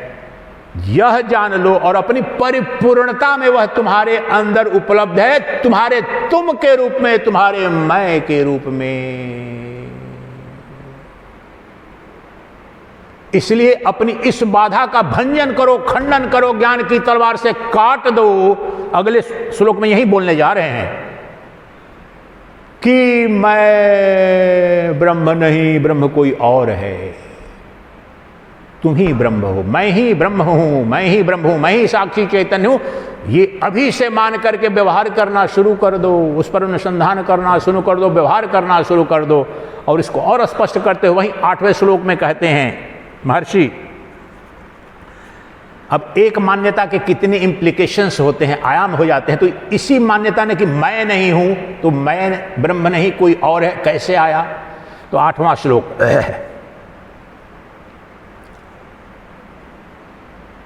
अहम कर्त्यत अहं मानम महाकृष्णा हि दंसितः नाहम करतेति विश्वासम अमृतम पित्वा सुखी भवा। अब वही बात कि मैं आत्मा नहीं अनात्मा हूं, मैं चेतन नहीं जड़ हूं जो हमारे अंदर गहराई में बैठा है, और चेतन कोई और है, उसी को दूसरे रूप में समझा रहे हैं। उसके अनंत रूप हो जाते हैं इंप्लीकेशन। तो अब हमारे अंदर किस रूप में भी व्यवहार हो रहा है? कह रहे हैं कि मैं करता हूं, इस विश्वास रूपी, इस मान्यता रूपी कोबरा ने, कृष्णदंश, काला ब्लैक कोबरा जो होता है, जिसके काट देने के बाद बचने की कोई संभावना नहीं बढ़ती है, तो कहते हैं कि तुम्हारी इस मान्यता ने कि मैं करता हूं, इसी मान्यता रूप कोबरा ने, ब्लैक सरपेंट, कृष्णदंश काला ने तुम्हें काट रखा है। काट रखा है तो मृत्यु तुम्हारी सुनिश्चित हो गई है। किसने काटा है? किसने तुम्हारी मृत्यु? Spiritual death signifies. कि मैं करता हूं और जो करता है वो भोगता है। अब तुम उपाय बताते हैं, फिर क्या करो, अब तुम मानो कि मैं न करता हूं न भोगता हूं और अभी और यहीं मुक्त हो जाओ। सीधा सरल स्पष्ट विथ मैथमेटिकल प्रिसीजन। कहीं कहीं पर तो मैथमेटिक्स भी इतना स्पष्ट और इतना प्रिसाइज नहीं होगा जितना ये कहते हैं, नाहम करतेति विश्वासम अमृतम पित्वा सुखी भवेत्। समस्या क्या है, तुम अपने को कर्ता भोक्ता मान रहे हो। ये तुम्हारी मान्यता रूप जो सर्प है, महान सर्प है जिसकी काट से बच नहीं पाता है और उससे डस लिए गए हो, इस मान्यता तुम्हारी अपनी मान्यता। अब तुम यह जान लो कि मैं करता नहीं हूं, भोक्ता नहीं हूं। इस अमृत का पान के करके अमर हो जाओ, मुक्त हो जाओ, अभी यहीं हो जाओ। अब ये दोनों एक ही बात है जो उसकी व्याख्या कर रहा था कि मैं ब्रह्म नहीं कोई और है। तो कर्ता, यहां पर उसकी व्याख्या कर रहे हैं कि मैं करता हूं और भोक्ता हूं जो मानता है, ये दोनों का संबंध क्या, बिल्कुल एक ही बात है। जब गहराई में वेदांत का दर्शन करेंगे तो समस्त अद्वैत वेदांत का सूत्र, समस्त कर्म द्वैत में, जड़ में, असत में हो रहे हैं। इसको समझने से पहले आपको यहां पर दिखाता हूं, यहां पर ध्यान से देखिए। आप तो अगर बिजली चली जाती है तो हम जरूर कहते हैं कि बिजली चली गई या बिजली आ गई, लेकिन आप बताइए, आपने कभी भी ये कहा है कि बिजली प्रकाश दे रही है, बिजली यहां हवा दे रही है?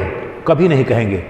उपकरण की जो उपाधि है, जो सानिध्य है, उस ऊर्जा के साथ तादात्म्य करके, इसलिए व्यवहारिक जगत में ये उपाधि के व्यवहार को देख के बोलेंगे फैन अच्छी हवा दे रहा है ठंडी, ये बल्ब अच्छी तरह जल रहा है, प्रकाश दे रहा है, वो ट्यूबलाइट नहीं दे रहा है।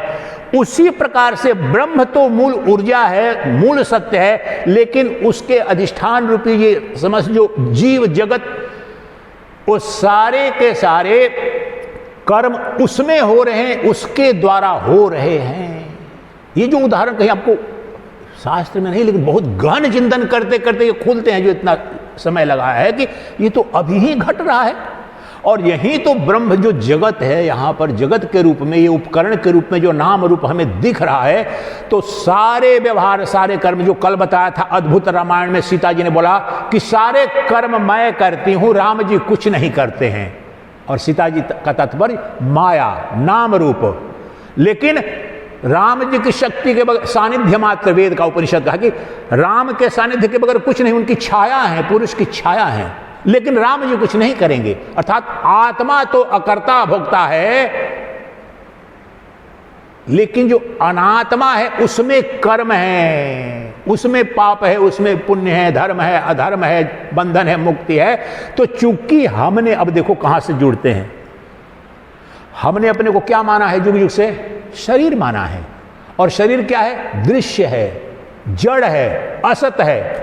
तो सारे कर्म शरीर में आ जाते हैं, स्थूल शरीर, सूक्ष्म शरीर। हमारे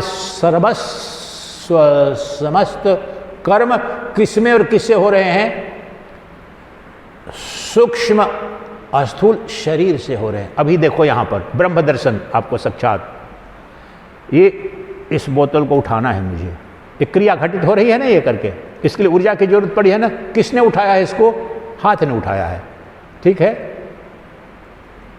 जिसको उठाया है इसका नाम रूप है बोतल के रूप में, ये उठाने वाला हाथ है। बोतल भी दिख रहा है, बोतल का पानी भी, हाथ उठाने वाला दिख रहा है। और कोई पूछेगा, अगर मैं बोलूं कि नहीं मेरे हाथ ने नहीं उठाया है, मेरे पैर ने उठाया है, तो आप बोलो कि गलत बोल रहे हो। यहां तक सत्य है कि हाथ ने उठाया है, लेकिन वास्तव में हाथ के पास क्षमता है इसके उठाने की, ऊर्जा है क्या? वो तो शव है। तो वास्तव में ऊर्जा किस ऊर्जा ने? तो फिर यहां पर देखो एक एक स्टेप सब देखिए, यहां पर घटना कैसे ब्रह्म, यहां पर ब्रह्म के द्वारा हो रहा है वास्तव में सन्निधि में, लेकिन उपकरण के बिना नहीं होगा। तो ब्रह्म, तो ये पहले मन ने, पहले तो आंख से मैंने, जिसे यहां पर है, अच्छा बोतल प्यास लगे, तो आंख ने देखा तो बुद्धि ने निर्णय किया बोतल यहाँ पर है, चलो उठाते हैं ऊपर। हमको अभी प्रवचन कर रहे हैं तो उदाहरण दे रहे हैं, तो बुद्धि ने सोचा ना कि चलो इसी का उदाहरण दे दे, अभी घटना घटी है। तो बुद्धि को किसने, बुद्धि ने, मन ने निर्णय लिया, यहाँ पर इंद्रियां भी उपस्थित थी, तो बुद्धि का प्रकाशक जो चैतन्य ब्रह्म है उस बुद्धि को भी प्रकाशित तो उसने किया, उसकी अपनी क्षमता नहीं है। तो वहाँ पर चैतन्य ब्रह्म पहले वहाँ पर उसको प्रकाशित किया, मेरी बुद्धि को निर्णय लेने के लिए, और इसको ऊर्जा दी इस हाथ को उठाने के लिए, इस कर्मेंद्रिय की भी ऊर्जा वह चैतन्य इससे पंच कर्मेंद्रियां और पंच ज्ञानेंद्रियां, इन दोनों से मन को काट दो, कुछ नहीं, डिस्फंक्शनल हो जाएगा, पूरे के पूरे सब हो जाएगा। तो मन बुद्धि तक गया, और मन बुद्धि को प्रकाश ऊर्जा कहाँ से मिली, वो ब्रह्म है। लेकिन समस्त कार्य, समस्त गतिविधि उसी की ऊर्जा से हो रहा है, उसी में हो रहा है, लेकिन वह अकर्ता है, वह कर्ता नहीं है। माया शक्ति, ये सब नाम रूप, ये माया है ना, देखो ये दिख रहा है, जिस ऊर्जा के द्वारा हो रहा है वो तो अदृश्य है, दिख नहीं रही है, लेकिन माया दिख रहा है। जो वास्तव में है नहीं वह दिख रहा है, जो वास्तव में है वो दिखता नहीं है। तो समस्त हमने मान रखा है कि मैं करता हूं, मैं भोगता हूं का क्या, कैसे सर्प ने डस लिया, कोबरा ने डस लिया कि वास्तव में हमने शरीर को सत्य मान लिया, शरीर को आत्मा मान लिया और एकमात्र सत्य मान लिया। और जब शरीर में आत्मबुद्धि लाई हमने, तो वह आत्मा ही, अब शरीर ही हमारी आत्मा मैंने मान ली। उपनिषदों में बड़े शस्त्रार्थ हैं इसी तरह, पहले बोलेंगे तो तेरा पैर है, परीक्षा तेरा पैर ही ब्रह्म है, तेरा मुंह ब्रह्म है, तेरी आंख ब्रह्म है। शुरू हमको लगता है ये क्या बोल रहे हैं, बाद में कि वो तो विधि से ले जा रहे हैं, रिडक्शन और डिडक्शन की विधि से अंत में कि ये सब कुछ नहीं है। तो अभी यहाँ पर जब मैं मानता हूं कि मैं करता हूं और भोगता हूं, और कार्य और भोग किसका धर्म है, किसका लक्षण है, किसका स्वभाव है, शरीर का। आत्मा नित्य अकर्ता है, अभोक्ता है। अब अकर्ता भोक्ता तत्व को भी गहराई में समझें। जो आप कहें कि मैं अकर्ता तो हूं लेकिन भोक्ता हूं, ये दोनों नहीं हो सकता है। जो कर्म, आप बोलो कि मैं जॉब तो नहीं करता हूं लेकिन सैलरी तो मैं ले लूंगा, ऐसा संभव तो नहीं है। जो कर्म करेगा उसी को फल मिलेगा, कर्म करेगा तो कर्म का फल होगा। तो एक जब कह रहे हैं ना, अगर अपने को आपने कर्ता घोषित कर दिया तो भोक्ता भी आप घोषित हो गए। It goes side by side at the same time. जो करेगा, बोलते हैं जो करेगा वो भरेगा, तो जिसके द्वारा कर्म हुआ उसको फल भोगना पड़ेगा। तो शरीर को, स्थूल सूक्ष्म कारण तीनों शरीरों को आपने भोक्ता मान लिया और कर्ता मान लिया, तो वहां पर क्या हो गए, शरीर हो गए जो असत है, जड़ हो गए। और ये सब जड़ के धर्म हैं, तो कर्म भी होगा, भोग भी होगा। और वास्तव में हम हैं क्या, चेतन हैं। चेतन में मूल रूप में कोई कर्म नहीं, ये अंत में अनुभव कराएंगे, आज यहीं पर अनुभव कराएंगे। उस ब्रह्म में कोई कर्म नहीं है। हस्तामलक का बोला ना, भिक्षुर न चाहम निज बोध रूपः, जो निर्विकल्प समाधि की अवस्था में निज बोध रूप मेरा मूल स्वरूप है, इसी वक्त अभी भी उसकी अनुभूति निज बोध रूप, निज बोध स्वरूप। तो वह जो मेरा निज बोध स्वरूप जो तत्व है, जो आत्मा है, वो सदा अकर्ता है, अभोक्ता है। लेकिन मैंने अपने को कर्ता भोक्ता मान लिया है, इसी से देहाध्यास हो गया है, इसको आत्मा मैंने मान लिया है। और अनंत काल तक दुख, भय, भव, व्याधि, जन्म, मृत्यु, सम्मान, मान, योग, वियोग सब घटित हो रहा है। समस्त भय, समस्त दुख, समस्त संताप, मृत्यु, बंधन शरीर के हैं, और शरीर ही कर्ता भोक्ता है। आत्मा तो अकर्ता है, अभोक्ता है। यहीं से छिन्न भिन्न हो जाएगा। जब जिस क्षण, इन्होंने क्या बोला, मैं अकर्ता हूं इस विश्वास रूपी अमृत का पान करके अभिमुक्त हो जा। अरे मैंने कोई कर्म ही नहीं किया तो मुझे फल कहां से तुम दे दोगे। हम अपने व्यवहार पर आकर थोड़ा विश्लेषण करते हैं। आप जहां देखे होंगे कि कहीं पर भी कुछ बुरा काम कर देते हैं जिससे कोई उपहास होगा, कोई हमारी बदनामी होगी, तो क्या होता है, किसी को बताना नहीं चाहते हैं, छुपाते हैं। किसी को दान दे रहे हैं तो उसमें क्या भाव होता है, देखे लो मैंने तो वहां इतना दान दिया, इतना करोड़ दिया। लिखे यहां भी देखो पेड़ों पर लिखा हुआ है, अपने पिता की स्मृति में, पत्नी की स्मृति में। ये कर्ता भोक्ता भाव है, यही बंधन का कारण है। तो कर्मों को आप, अच्छे कर्मों को तो बताना चाहते हो और बुरे जो कर्म है बदनामी उनको छुपाना चाहते हो, तो यहीं पर ठगते हैं हम। तो ये होगा तो दोनों एक साथ होगा। अगर मैं पुण्य का पाप का अगर भोग, देखो ये बात बड़ी सरल लगती है और इतना पाखंड दिख जाता है अगर लोगों के साथ साथ। अच्छा महाराज ये तो बहुत बढ़िया, हमारे कई सन्यासी ये तो बहुत बढ़िया बात कहे कि मुझे कोई भोग लगता ही नहीं, कोई पाप, तो मैं मुक्त हो गया ना। बोले कि ये इसका एक पक्ष, उसका दूसरा पक्ष आपने देखा कि अकर्ता बता रहे हैं वहां पर। तो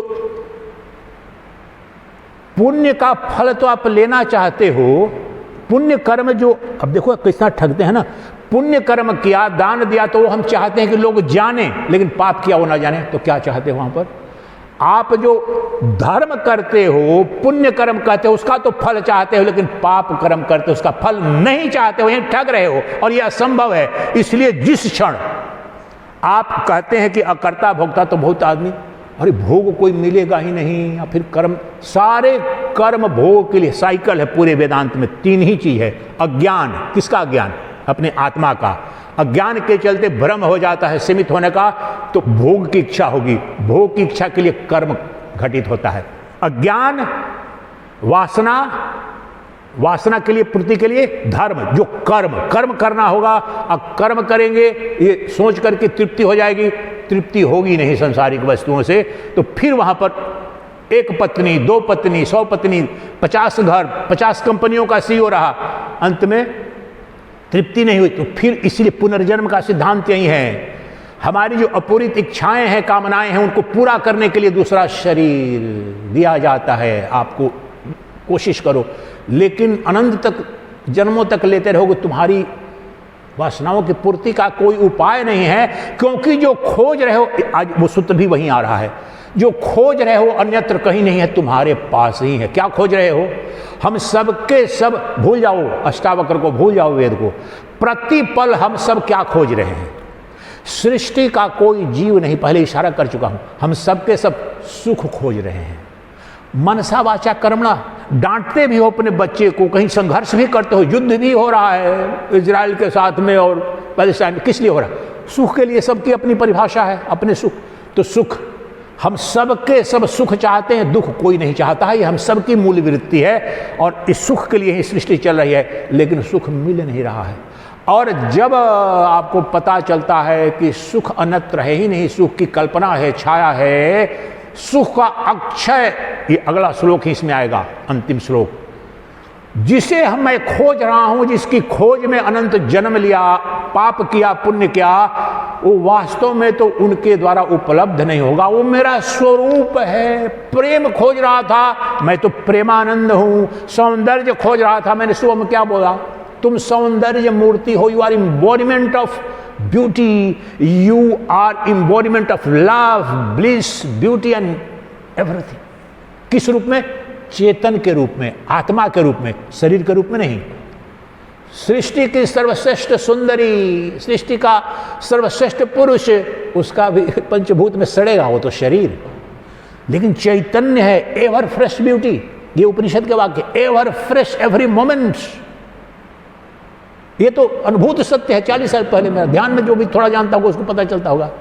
सृष्टि में कोई भी सुख, कोई भी आनंद सब पर लागू होता है। इकोनॉमिक्स का जो फंडामेंटल लॉ है, लॉ ऑफ डिमिनिशिंग रिटर्न। कोई भी, आप मुझे रसगुल्ला लाया, समोसा खाया, पहला समोसा जितना स्वादिष्ट लगेगा दूसरा नहीं लगेगा। पेट जितना भरता जाएगा वो सामने रहेगा, फिर सीमित हो गया। एकमात्र वह जो आत्मानंद है, जो परमानंद है, जो दिव्य आनंद है, उसमें बढ़ते हैं। सृष्टि में मैंने ये मेरा अनुभूत सत्य है। पढ़ने से बहुत घटना नहीं घटती है, पढ़ना जरूरी होता है, लेकिन देख लिया 40 साल पहले, बिना हरे फिटकरी बिना प्रयास के एकमात्र वो वस्तु, वो प्रेसी, वो आत्मा, किसी लिए आत्मा, वो मेरी जी प्रियतमा है, वो कभी भी उसके साथ मैं प्रणय करूं कुछ भी, वो उससे बढ़ते जाता है, प्रेम बढ़ते जाता है, उसका सौंदर्य बढ़ते जाता है। ये मेडिटेशन करो ना, एलिमेंट्री मेडिटेशन में हो जाता है। Every moment the deeper you go, the bigger and better and deeper enjoyment of that beauty of the self. तो सृष्टि में सब किसकी सुख कर रहे हैं? आप किस लिए आए हैं? सुख के लिए आए हैं। मैं यहां सन्यासी किस लिए बना हूं? सुख के लिए। आतंकवादी आतंक किस लिए फैला रहा? सुख के लिए। धर्मात्मा धर्म के मार्ग पर सुख के लिए। चिट्ठी, ये शाश्वत सिद्धांत है, और कर्म से परम आत्यंतिक सुख मिलता नहीं है, लेकिन आत्यंतिक सुख तुम्हारा अपना स्वभाव है और आत्मा का स्वभाव है, लेकिन तुम सुख कर्म के द्वारा खोज रहे हो, यानी शरीर के जो धर्म है, कर्ता भोक्ता भाव में। तो तुम, मुझे तो, मैंने सारे मित्रों को, हर एक की घटना है, किसी लड़की को अच्छा सीईओ मेरा पति चाहिए, आईएएस ऑफिसर हस्बैंड चाहिए मुझे, या लड़के को बहुत ब्यूटीफुल कोई हीरोइन से करूंगा, या सुंदर लड़के, मेहनत कर रहा हूँ। कितने की कहानी आप सुनते हो कि बड़ी स्टडी किया, क्रैक कर लिया, प्रेम में पड़ गया था किसी लड़की का, वो पड़ गई थी, वो खुद कर ली, यहाँ सफल हो गई, फिर शादी हो गई। मेहनत करते हैं उस सुख को पाने के लिए, वो मिल जाती है, फिर वो भंग हो जाता है 2 महीने 4 महीने 6 महीने में। कितना परिश्रम लगता है कि वहाँ पर तृप्ति मुझे मिल जाएगी, कितना मेहनत करते हैं। अच्छा, एक आलिशान बंगला बना लेते हैं, या वो वस्त्र खरीद कर लाते हैं, इस मॉडल की गाड़ी। आप देखिए जो नई नई मॉडल की गाड़ियाँ आती हैं दिल्ली वाली में, तो 2-2 करोड़ 3-3 करोड़ का भी मिडिल क्लास के लोग भी ला करके खड़े किए हुए हैं, रोवर वगैरह। अब जिस दिन लाते हैं उनके चेहरे पर देखो, ब्रह्मज्ञानी के चेहरे पर जितनी चमक नहीं, उनको लगता है कि क्या संसार ही मिल गया। विशेष रूप से जुआ लोग हैं ना, अगर 30-35 के, उसका बाप तो खरीद कर आया, पैसा लिया, लेकिन ये ड्राइव करने का, पापा मैं जाऊं थोड़ा सा वीकेंड में, थोड़ा जाऊं, थोड़ा घूम के ले। अच्छा जा बेटा, मित्रों के साथ जा रहा हूं। उसको लगता है कि क्या देखो मेरी अहंकार कितना होता है, लेकिन उसका भी वो अहंकार भी हफ्ते 2 हफ्ते 1 महीने 2 महीने में, कुछ ऐसा नहीं भाई, कहीं थोड़ा गलत तो ठोक दिया तो पुलिस वाला छोटा सा इंस्पेक्टर का ठोक देगा, चलान काट देगा, तो धीरे धीरे लिमिटेशन ऑब्स्ट्रक्शन होने लगता है। तो तुमने कर्ता भोक्ता मान करके अपने को दुख के भवसागर में डाल दिया है। अब तुम मानो कि तुम कर्ता नहीं हो, भोक्ता नहीं हो। इस भाव का क्या तात्पर्य? इस भाव में रहो, निधिध्यासन इसी को कहते हैं। ये समझो बार, मैं कर्ता, मैंने कोई कर्म किया नहीं। और कर्म कौन नहीं करता है? आत्मा कर्म नहीं करती है, माया कर्म करती है। सीता जी जो घटना बताया, नाम रूप कर्म करते हैं, वो कल्पित है मुझ में। मैं जो स्वप्न देखता हूं, तो स्वप्न में मैं किसी से संघर्ष कर रहा हूं, झगड़ा कर रहा हूं, या प्रेम कर रहा हूं, वो कौन है? कल्पित है, वो पात्र है नहीं वहां पर। कर्म, झगड़ा, संघर्ष, शस्त्रार सब कुछ होता है। उसी प्रकार से जो शरीर हमने लिया है, शरीर का जो कर्ता भोक्तापन है, जब तक रहेगा तो तुम्हारी स्पिरिचुअल डेथ, कोबरा ने काट दिया तो डेथ हो जाती है। तो भाष्य में लिखते हैं कि हम सबको सब कोबरे से मृत्यु के, यानी स्पिरिचुअल डेथ। स्पिरिचुअल डेथ का क्या मतलब? आत्मा को नहीं जाना, जो अजर अमर अविनाशी सर्वशक्तिमान सर्वव्यापी हमारा जो स्वरूप है, वो ओझल हो गया तो डेथ हो गया कि नहीं? दुनिया का सबसे बड़ा धनवान मेरा अगर पिता था, अरबों खरबों की संपत्ति अमेरिका में, यूरोप में छोड़ के चला गया, लेकिन मुझे अगर बचपन से कहीं भटक गए पता नहीं है, तो मैं तो भिखारी के रूप में जीऊंगा। तो हम सबकी यही दशा है, हम सबकी यही दशा है। इसलिए अब ये जानो कि मैं करता नहीं, भोगता नहीं, मैं तो शुद्ध चैतन्य साक्षी आत्मा हूं। इसका अमृत पान करो व्यवहार में। और जो 2 श्लोक हैं, अब इतने विस्तार में बता, एक भी बात स्पष्टता से समझ में, तो श्लोकों की तो 1-2 मिनट में व्याख्या हो जाती है, वो महत्वपूर्ण बात नहीं है। तो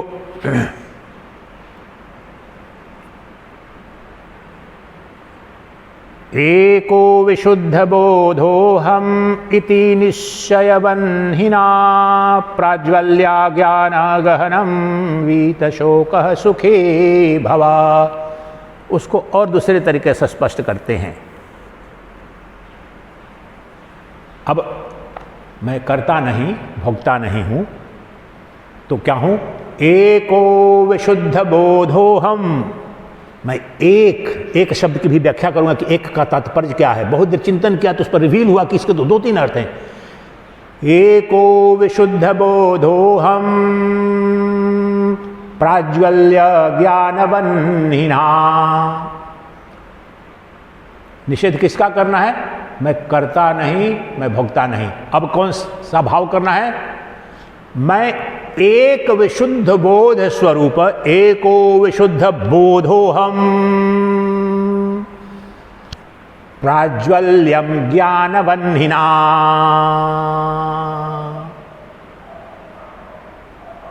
The firm and deeper conviction that I am of the nature of pure consciousness, with this conviction burn the entire forest jungle of ignorance। ये जो अज्ञान का वन है, ज्ञान वन्हिना, जो ज्ञानाग्नि, मैं एक अद्वितीय शुद्ध बोध हूं, ये ज्ञानाग्नि इसको कह रहे हैं। प्राज्वल्य ज्ञान, प्रज्वलित करो, जला दो अग्नि ज्ञान की। क्या? मैं एक शुद्ध बोध तत्व हूं। अब एक का अर्थ यहां पर क्या है? 2 इसके अर्थ हैं, आज ही रिवील हुआ मुझे। एक का तो सिंपल अर्थ है, तो अद्वितीय का अर्थ में है कि मैं अद्वितीय हूं, मैं ही सर्वत्र हूं। शुद्ध बोध, pure consciousness is ever non dual, इसीलिए अद्वैत वेदांत कहा जाता है ना। लेकिन इसका एक दूसरा भी अर्थ समझिए, व्यवहारिक अर्थों में कम से कम।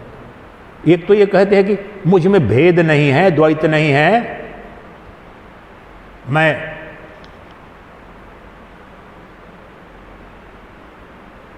अद्वितीय तत्व हूं। लेकिन एक बड़े व्यवहारिक आप इसका ध्यान से समझे कि ये फिर भी भ्रम रहता है, चलो मैं भी हूं, वो भी है, ये भी।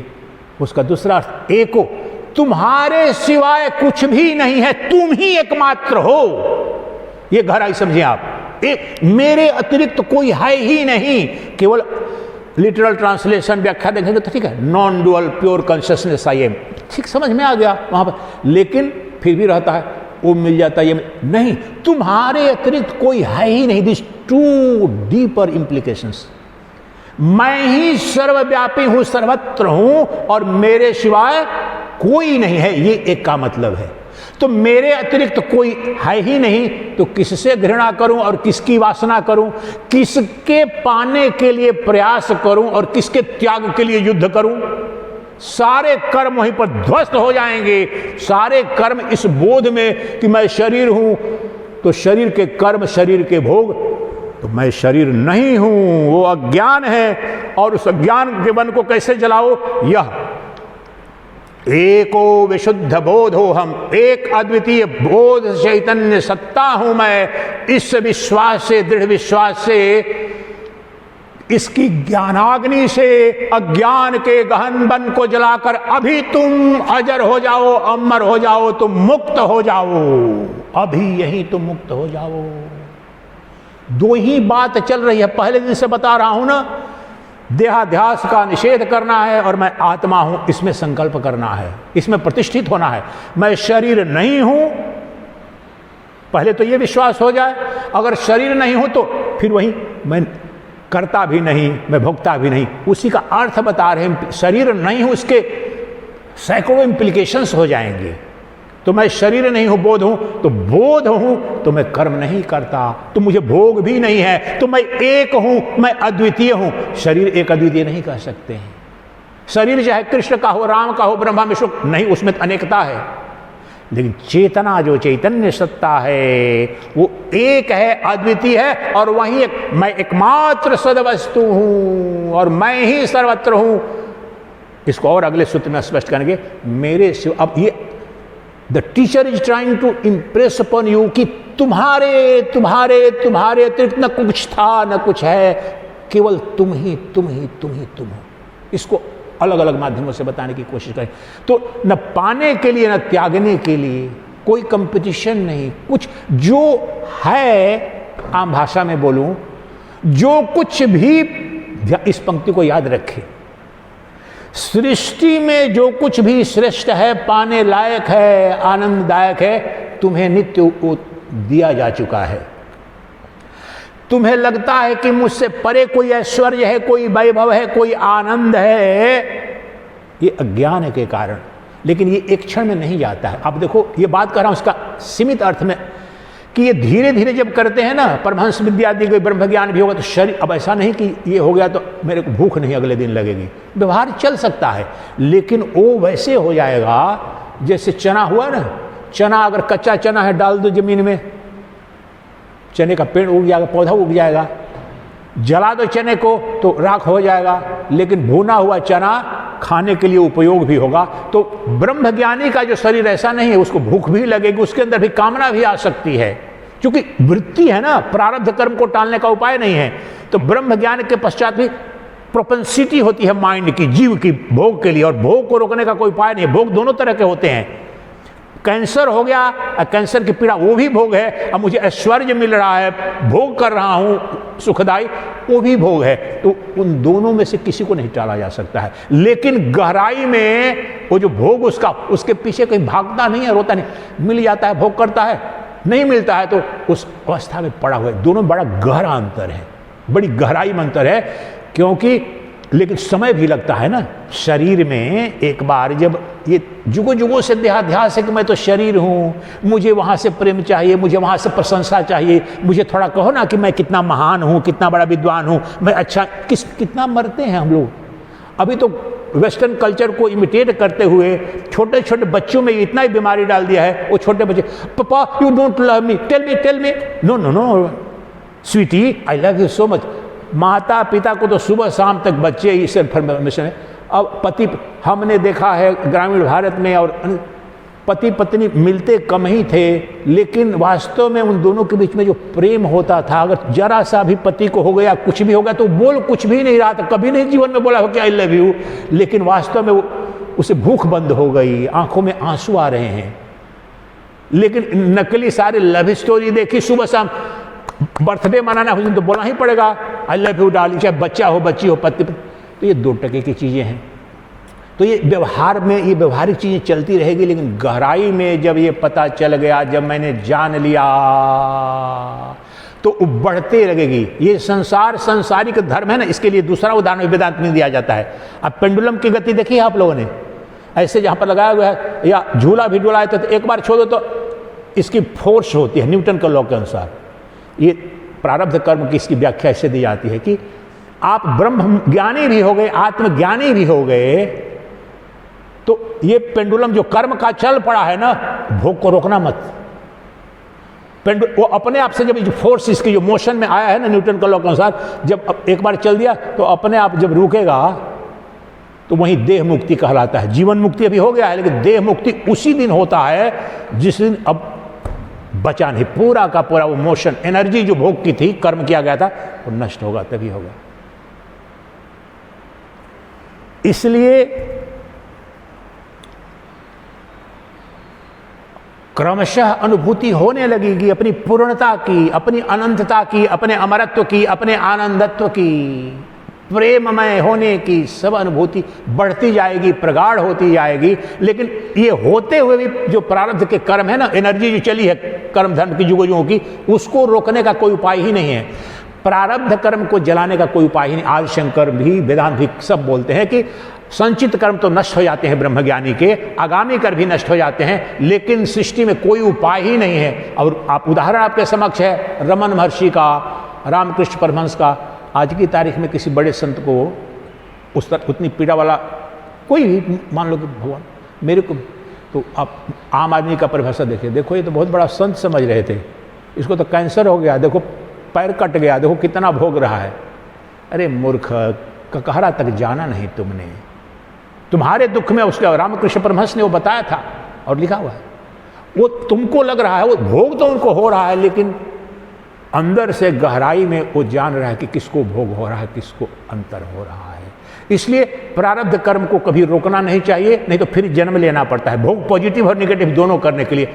इसके लिए सहज भाव में रहते हैं सारे। इसलिए अष्टावक्र नहीं कहेंगे न भोग करो न त्याग करो, स्वभाव से जो हो रहा है प्राप्त से उसे होने देते हैं परम विद्या में, अवधूत विद्या में। क्योंकि तुम्हारी गति जहां पर ले जा रही है, जहां वासनाएं तुम्हारे छिड़, जिनके कर्म जिसके लिए किए हैं, अरे आपने कहीं पर मजदूरी की है, जो जिस आदमी ने वो मर भी जाता है उसके परिवार को भेजा जाता है ना, सैलरी तो जाती है ना, वो कर्म है, सिंपल है। आपके कर्म का तो फल होगा। पेड़ आपने लगा दिया और मर गया, जो जिसने लगाया वो मर गया, पेड़ का तो वृक्ष लग गया, पेड़ तो वहां पर कोई देखभाली उसकी देखभाल करेगा तो पेड़ तो वृक्ष बनेगा, तो वो कर्म का फल है। लेकिन उसने जान लिया कि मैं परिपूर्ण तत्व हूं, एक तत्व हूं, अद्वितीय तत्व हूं। क्योंकि जो अंतिम श्लोक पर आ रहा हूं उसी पर आ रहा हूं कि हमको सबको क्या चाहिए, सुख। उसका अद्भुत निराकरण करेंगे और अनुभूति करेंगे। तो मैं परिपूर्ण हूं, मैं एक हूं, अद्वितीय हूं, मुझसे परे कुछ भी नहीं, मुझसे भिन्न कुछ भी नहीं। ये जो कुछ भी मुझे दिख रहा है मेरा ही प्रतिबिंब है, मेरी ही छाया है, मेरी ही माया है। मेरा शत्रु भी मेरा ही प्रतिबिंब, मेरा मित्र भी, मेरी प्रेसी भी, प्रियतमा भी, पति भी, पत्नी भी, संतान भी, शत्रु भी, बंधु, सबके सब एक अद्वितीय उस चैतन्य सत्ता के ही प्रतिबिंब है, आ रहे हैं, जा रहे हैं। इसको स्पष्ट करने के लिए अगला श्लोक कहते हैं, बहुत ही क्रांतिकारी सूत्र है। आनंद शब्द देखिए, मैंने जो इसी के लिए भूमिका बना रहा हूं, जो ये अंतिम सूत्र पर आ रहा हूं, उसी का अनुभूति करेंगे। मैंने पूछा कि हम सब किसकी इच्छा रखते हैं, किसकी कामना रखते हैं? सुख की। इसी का निराकरण करने जा रहे हैं। विदाउट एक्सेप्शन, नोबडी, पशु हो, पक्षी हो, ज्ञानी हो, अज्ञानी, every moment you are striving for happiness, joy, bliss.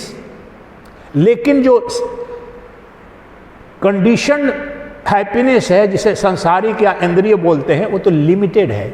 और यहां पर आपको ब्रह्म विद्या से, स्वरूप बोध्या से, आत्मज्ञान से क्या उपलब्धि होती है? अखंड, अनंत, अद्वितीय, अक्षुण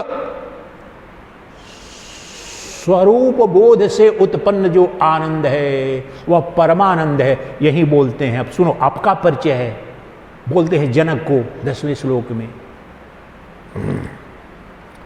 हे मूर्ख, हे अज्ञानी, तू किसे खोज रहा है, किसे ढूंढ रहा है, किसकी प्यास है? तू दरिद्र बना पड़ा है कि मुझे ये मिल जाए, मुझे वो मिल जाए, मुझे सुख कहाँ मिलेगा? Do you love me, do you honour me, do you help me? जितना बड़ा पॉलिटिशियन उतनी बड़ी माला पहनाई जाती है ना, अहंकार का खेल। अच्छा, तो खुश होता है ना पॉलिटिशियन, तो इतनी बड़ी माला मुझे लगी, कितना सम्मान मिल रहा है। उनको बाबा जी लोगों का तो और होता है, जितना बड़ा कथावाचक उतना बड़ा बड़ा बना के लाएगा, देखो मैं इतना बड़ा धनवान हूं, हमारे बाबा जी को इतना बड़ा माला लगाऊंगा। तो ये सब सुख के लिए, आपको भी भ्रम हो रहा है कि सुख दे रहा हूं, उनको भी लग रहा है कि सुख इसमें मिल रहा है, लेकिन वो सुख है कहां? और वह सुख जिससे तुम्हारी आत्यंतिक तृप्ति, जिसे बोलते हैं ना परमानेंट सेटलमेंट और फाइनल सॉल्यूशन। निगेटिव सेंस में तो हिटलर ने बोला था नाजी के टाइम में, फाइनल सॉल्यूशन जो चेंबर, लेकिन final solution of all your problems क्या है? तुम्हारी इच्छा अखंड अद्वितीय आनंद की खोज है। और वह कहाँ मिलेगा, कैसे मिलेगा? इसी प्रकार है, यत्र विश्वमिदं भाति कल्पितं रज्जु सर्पवत्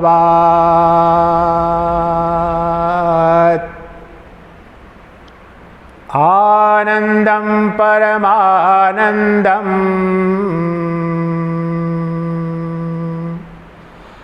आनंदं परमानंदम, विश्वसाक्षी सुखी भव।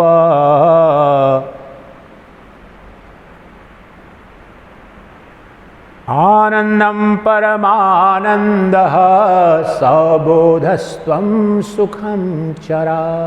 ये जितना उतने दिन से कहा जा रहा हूं, उसी को और स्पष्टता से रख दिया।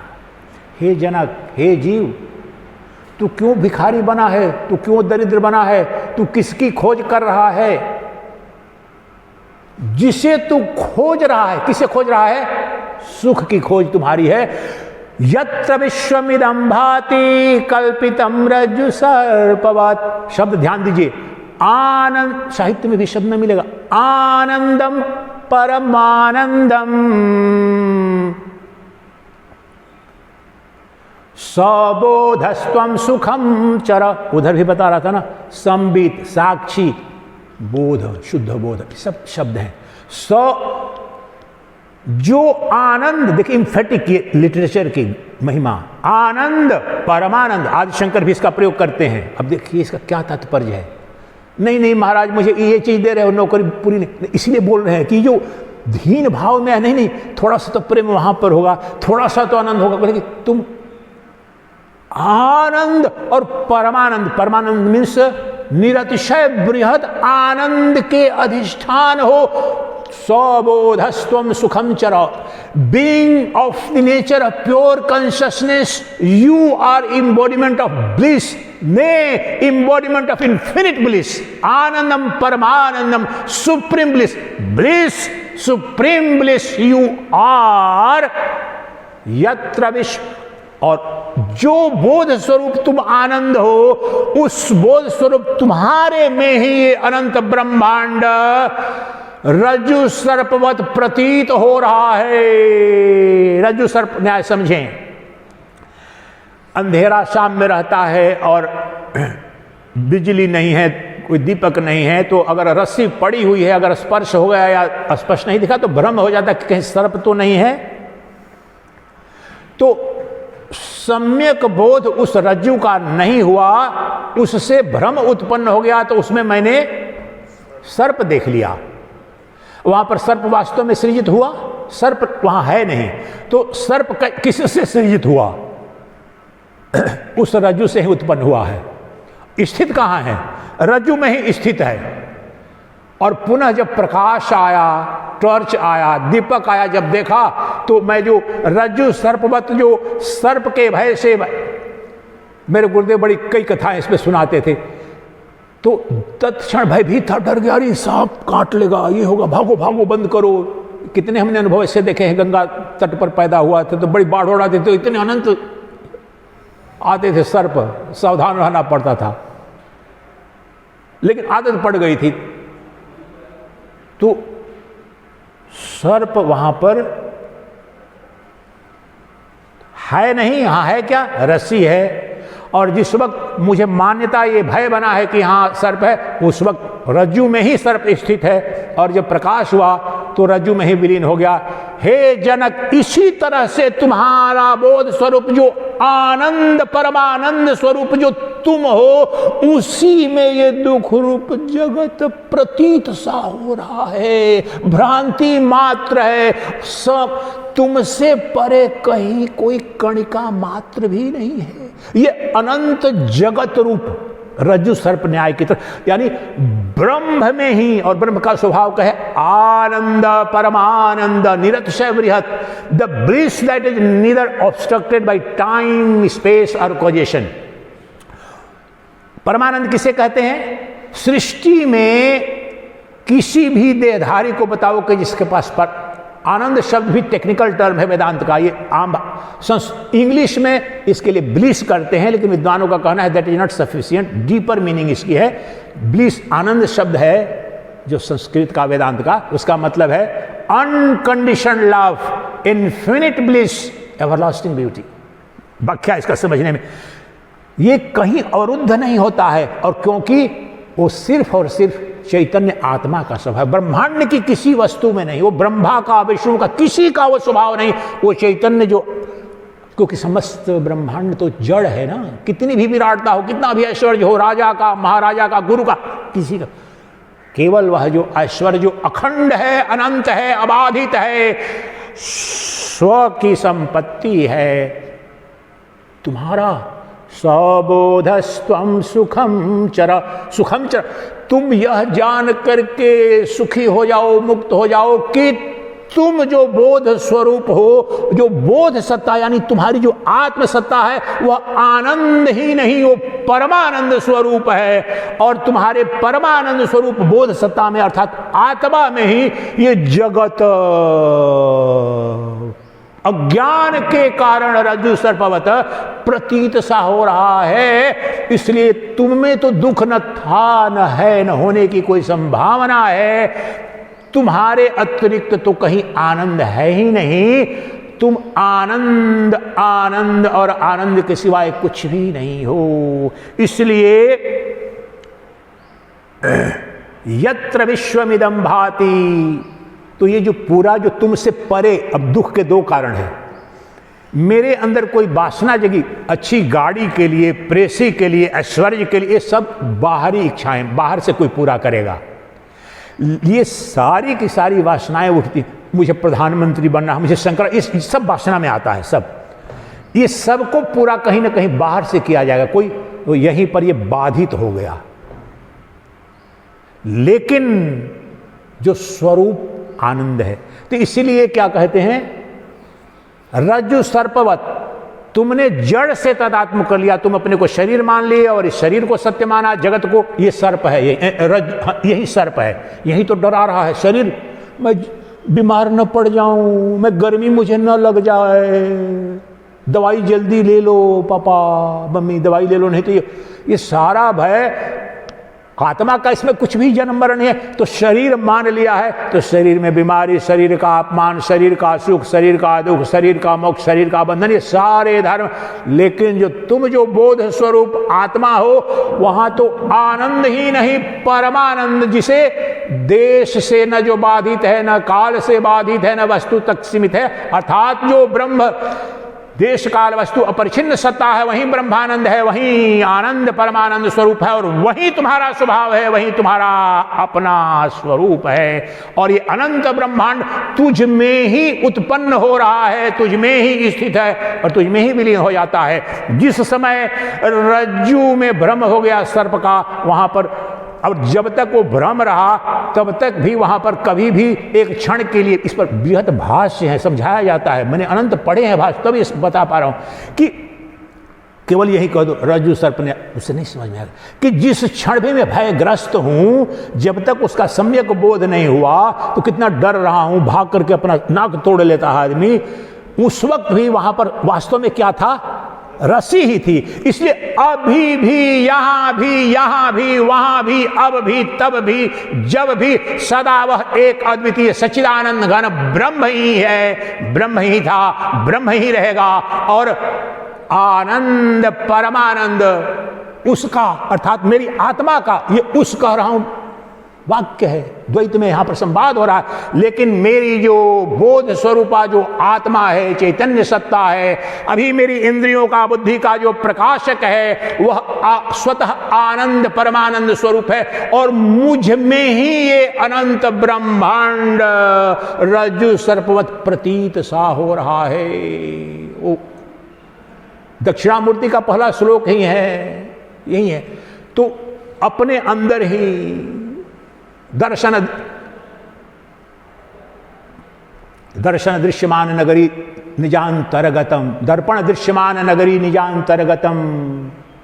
जब जाते हैं, ये इतना सुंदर दृश्य देखा था मैं सन्यासी बनने के बाद ही, लेकिन ऑफिशियल ड्यूटी पर विशाखापट्टनम, बड़ी सुंदर सिटी विशाखापट्टनम, सरकारी लोग ले जा रहे थे बसर गाड़ी, तो नीचे से जहाँ से मुझे ले जाया जा रहा था, और वहाँ पर ऊपर सिटी थोड़ी ऊपर से है, उधर सी बीच है, तो जो शीशे लगे हुए थे उस समय पढ़ना आदित्य वेदांत शुरू कर दिया था, तो पूरा कहीं कहीं कर्व लेते थे, तो पूरे के पूरे उस शीशे में पूरा महानगर दिखता था। ये दृश्य फिर बद्रीनाथ भी गया था ना, हमारे मित्र थे, अपनी गाड़ी ड्राइव के आराम से ले, तो देखता था कभी कभी पूरे नीचे का सर उस मिरर में दिख रहा है।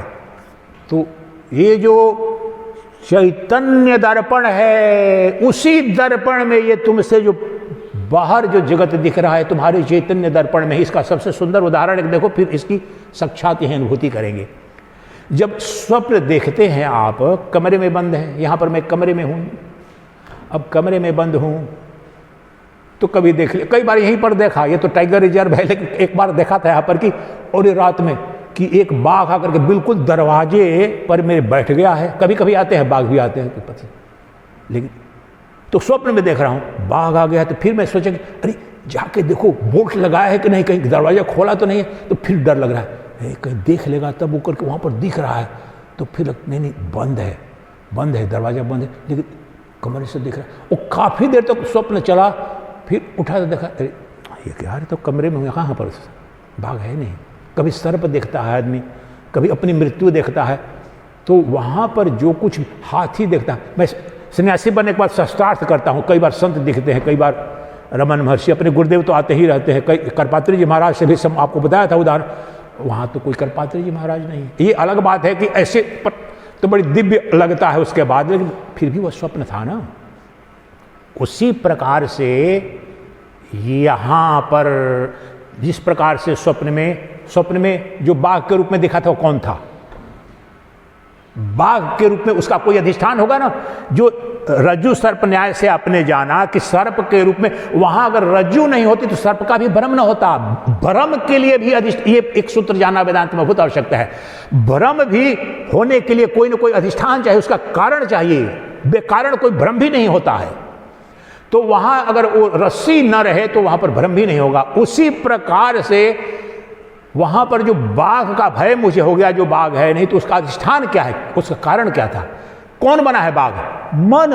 Mind alone has projected itself as sun moon. सब देखते हैं गहरी नींद में सोए हुए हैं, कभी कभी चांदनी का आनंद ले रहे हैं, कभी धूप में तप रहे हैं, स्वप्न में सूर्य सृजित हो गया, दिल्ली मुंबई कहाँ कहाँ चले जाते हैं। हमको बचपन से एक बड़ा सुंदर दृश्य सी बीच का दिखता है, जैसे बे ऑफ बंगाल में जा रहे हैं और समुद्र में ही ये, जबकि वैसा वास्तव में दृश्य कहीं भी नहीं है, न गोवा में न मुंबई में। लेकिन लगता था कि उस समुद्र में ही बड़े सारे पुष्प की भी वाटिका खिली हुई है और समुद्र भी जा रहा, आनंद ले रहे हैं। उठता था तो बड़ा, ये बचपन से देखता था, अद्भुत रोमांचित ऐसा रमणीय दृश्य। मिलता जुलता तो गोवा में क्रूज पर जाते थे तो अनुभव क्या था, लेकिन समुद्र में वो पुष्प वाटिका का तो नहीं। और वो दृश्य मुझे आता था कि सी क्रूज पर हूं और जो पानी है उसके बीच में ऐसे सारे पुष्प विभिन्न विभिन्न प्रकार के, ऐसा रमणीय दृश्य दिखता था। वो सारा का सारा क्या था? वो पुष्प, वो क्रूज, वो साथ में बैठे सब लोग, कौन बना था? My mind alone had appeared. उसी प्रकार से ये तुमसे बाहर में जो अभी ये जगत दिख रहा है, ये तुम में ही, तुम्हारे मन के कारण। ये तो अद्वैत वेदांत सर्वत्र है। मन का अभी यहां पर उच्छेदन करो, ये सारा संसार दिखते हुए भी नष्ट हो जाएगा। दिखेगा लेकिन आपको क्रांति घट जाएगी। जो डर भय राग द्वेष दिखता है ना, अभी हर आदमी को देखकर कोई ना कोई भाव उठता है, वो सब छीन हो जाएगा, लगेगा कि तो मुर्दा है। तो मनोविकार, और मनोविकार का अधिष्ठान क्या है? उसका भी अधिष्ठान ब्रह्म ही है, चेतन है, मन की कोई सत्ता नहीं है। तो मैं जो चेतन सत्ता जो बोल रहे हैं जनक की, तुम ही हो, तुम में ही प्रतिबिंबित, जो मन में, मन के द्वारा प्रक्षेपित होकर बाघ दिखता है, रमणीय दृश्य दिखता है, उसका भी अधिष्ठान क्या है? चैतन्य मेरी आत्मा है। तो उस समय जो मूल अधिष्ठान जो चैतन्य आत्मा में स्वप्नवत अनंत जगत दिखता है, इस जागृत अवस्था में भी अद्वैत वेदांत का मूल ये सूत्र है कि जो सत्य स्वप्न का है वही इस जागृत का भी स्वप्न है। न वो सत्य न ये सत्य, इन दोनों का जो साक्षी है वो आत्मा है। और उदाहरण आदि शंकराचार्य देते हैं कि क्या इस जागृत अवस्था का सत्य तुम्हें स्वप्न में रहता है? ये तो झूठ हो जाता है। वहां पर स्वप्न का सत्य गहरी निद्रा में रहता है? नहीं रहता है। गहरी निद्रा का सत्य इसमें रहता है? नहीं। तीनों एक तीसरे का निषेध कर देते हैं, इसलिए तीनों सत्य नहीं है। सद वस्तु के रूप में कौन है? इन तीनों का जो प्रकाशक, तीनों का एक दृष्टा कौन है? मैं हूं। तीनों को एक अद्वितीय दृष्टा के रूप में मैं देखता हूं, मैं देखने वाला हूं, इसलिए मैं एकमात्र सद वस्तु हूं। सब आएंगे जाएंगे, मैं कुटस्थ चैतन्य, एनविल, सोनार जैसे बनाता है ना वो कूट एनविल वैसे रहता है। सोना तो उसमें विकार आएगा, लेकिन एनविल तो वैसे ही रह सकते बनाएगा। उसी तरह से अनंत मैं एनविल, कुटस्थ चैतन्य इसलिए बोलते हैं आत्मा को। कुटस्थ है, उसमें कोई विकार नहीं, परिवर्तन नहीं, इसलिए कुटस्थ जिसको प्रकाशित करता है वो सब विकारी है, बुद्धि भी मन भी, और वहीं प्रक्षेपित कर देते हैं। तो अपने मूल रूप में तो फिर अंततः क्या हुआ? अपने शरीर भाव का और कर्तापन का, भोक्तापन का निषेध कर दो, और इन सब का प्रकाशक जो बोध स्वरूप जो तुम्हारी आत्मा है वह स्वतः आनंद परमानंद स्वरूप है। तुमसे परे आनंद की, प्रेम की, सौंदर्य की एक कणिका मात्र भी नहीं। ये 3 शब्द मैं जो बोल रहा हूं ये कहीं मिलेगा नहीं, लेकिन गहन इतने भाष्य मैंने पढ़े हुए हैं 10-10, 20, तो उसके आधार पर मैंने लिखा कि एक आनंद शब्द के लिए मैं बोलता हूं कि आनंद मूर्ति, सौंदर्य मूर्ति, ऐश्वर्य मूर्ति, प्रेम मूर्ति। ये सब प्रेम और सौंदर्य वेदांत पढ़ेंगे, they are not separate terms.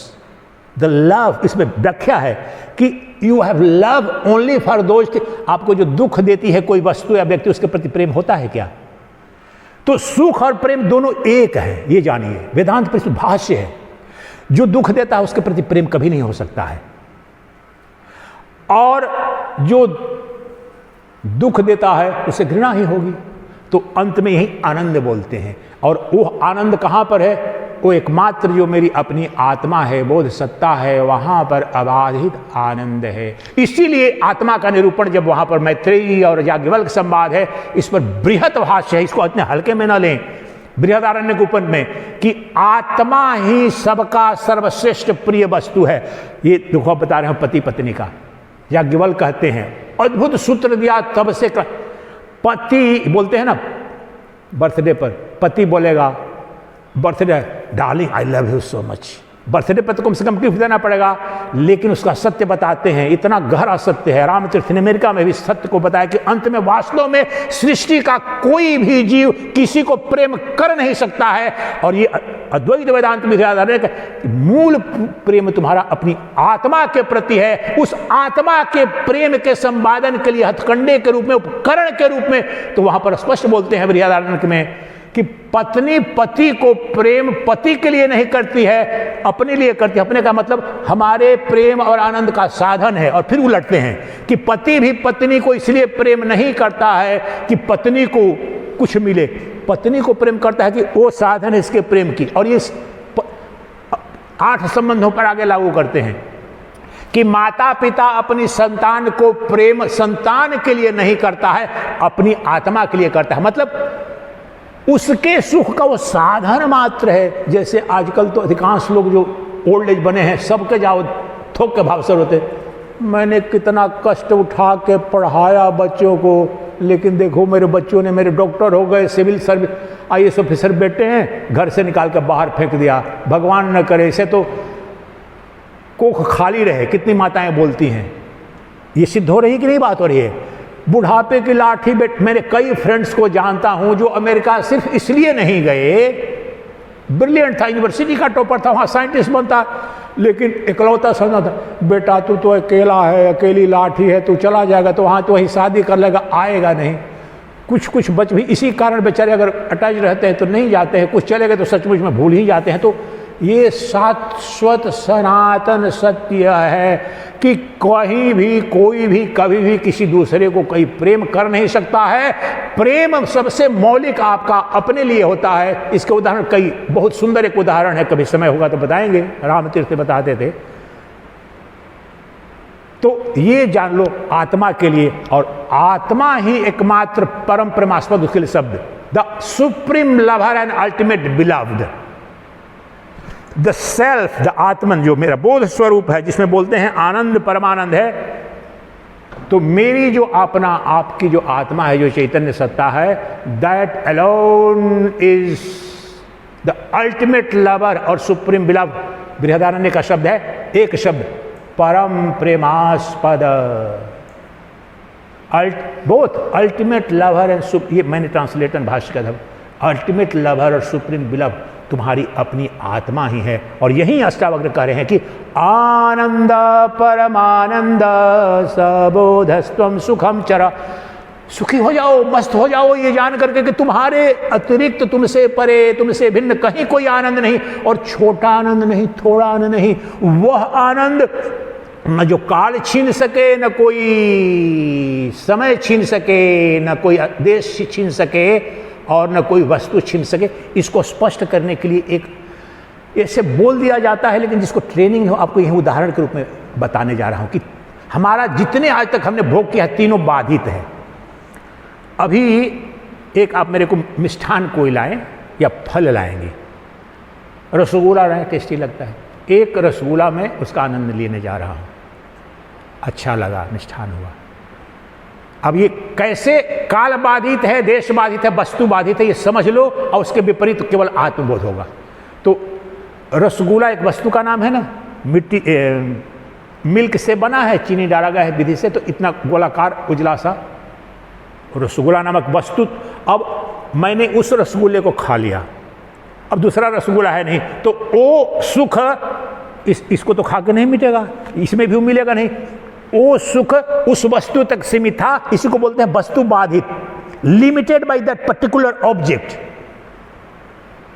अब जितने देर मैंने मेरी जिह्वा का स्पर्श हुआ, उतने ही तक आनंद इधर चला गया, तो वो हो गया काल बाधित, उतने खंड तक। और देश बाधित, मैं यहां पर भोक्ता के रूप में और वह भोग के रूप में, दोनों बस इस यहाँ मंदिर में हम लोग बैठे हैं, यहाँ प्रसाद बंटता है ना, कल बंटा होगा, जैसे मान लो कि घटना घटती है, तो जैसे कल यहाँ पर प्रसाद हुआ, बंट रहा था, जो भी बंटा हुआ, तो इस आनंदोत्सव आश्रम के, अब आनंदोत्सव आश्रम सब जो नहीं, इस मंदिर के अंदर जो आए लोग होंगे, वो जो बैठे होंगे, उस देश विशेष में जो वहाँ पर बैठे होंगे, लेने के इच्छुक हैं, तो प्रसाद मिला और उसका आनंद मिला, उससे अन्य देश में नहीं मिला ना। इसे ही, और सृष्टि के जितने भौतिक सुख हैं, सब देश वस्तु काल बाधित हैं। अब इनको तीनों उलट दो अपनी आत्मा पर। मेरा आत्मानंद चूंकि विभु है, सर्वव्यापी है, इसलिए देश बाधित नहीं होगा, कहीं पर मेरा लोप नहीं। और उस दिन व्याख्या की थी, तो मेरा लोप न सतयुग में, न भूत में, न भविष्य में, इसलिए मैं काल बाधित भी नहीं। और वस्तु बाधित इसलिए नहीं होता हूं क्योंकि मैं एकमात्र अनंत अद्वितीय निरतिशय बृहत सत्ता हूं, इसलिए मेरी तो अनंतता का कहीं अंत ही नहीं है, मेरे सिवाय कोई वस्तु है ही नहीं। इसलिए एकमात्र जो अनंत परमानंद स्वरूप जो आनंद है, मेरा स्वभाव है, मेरी प्रकृति है, मेरा धर्म है, और उसी की प्राप्ति को ही मोक्ष कहते हैं। उस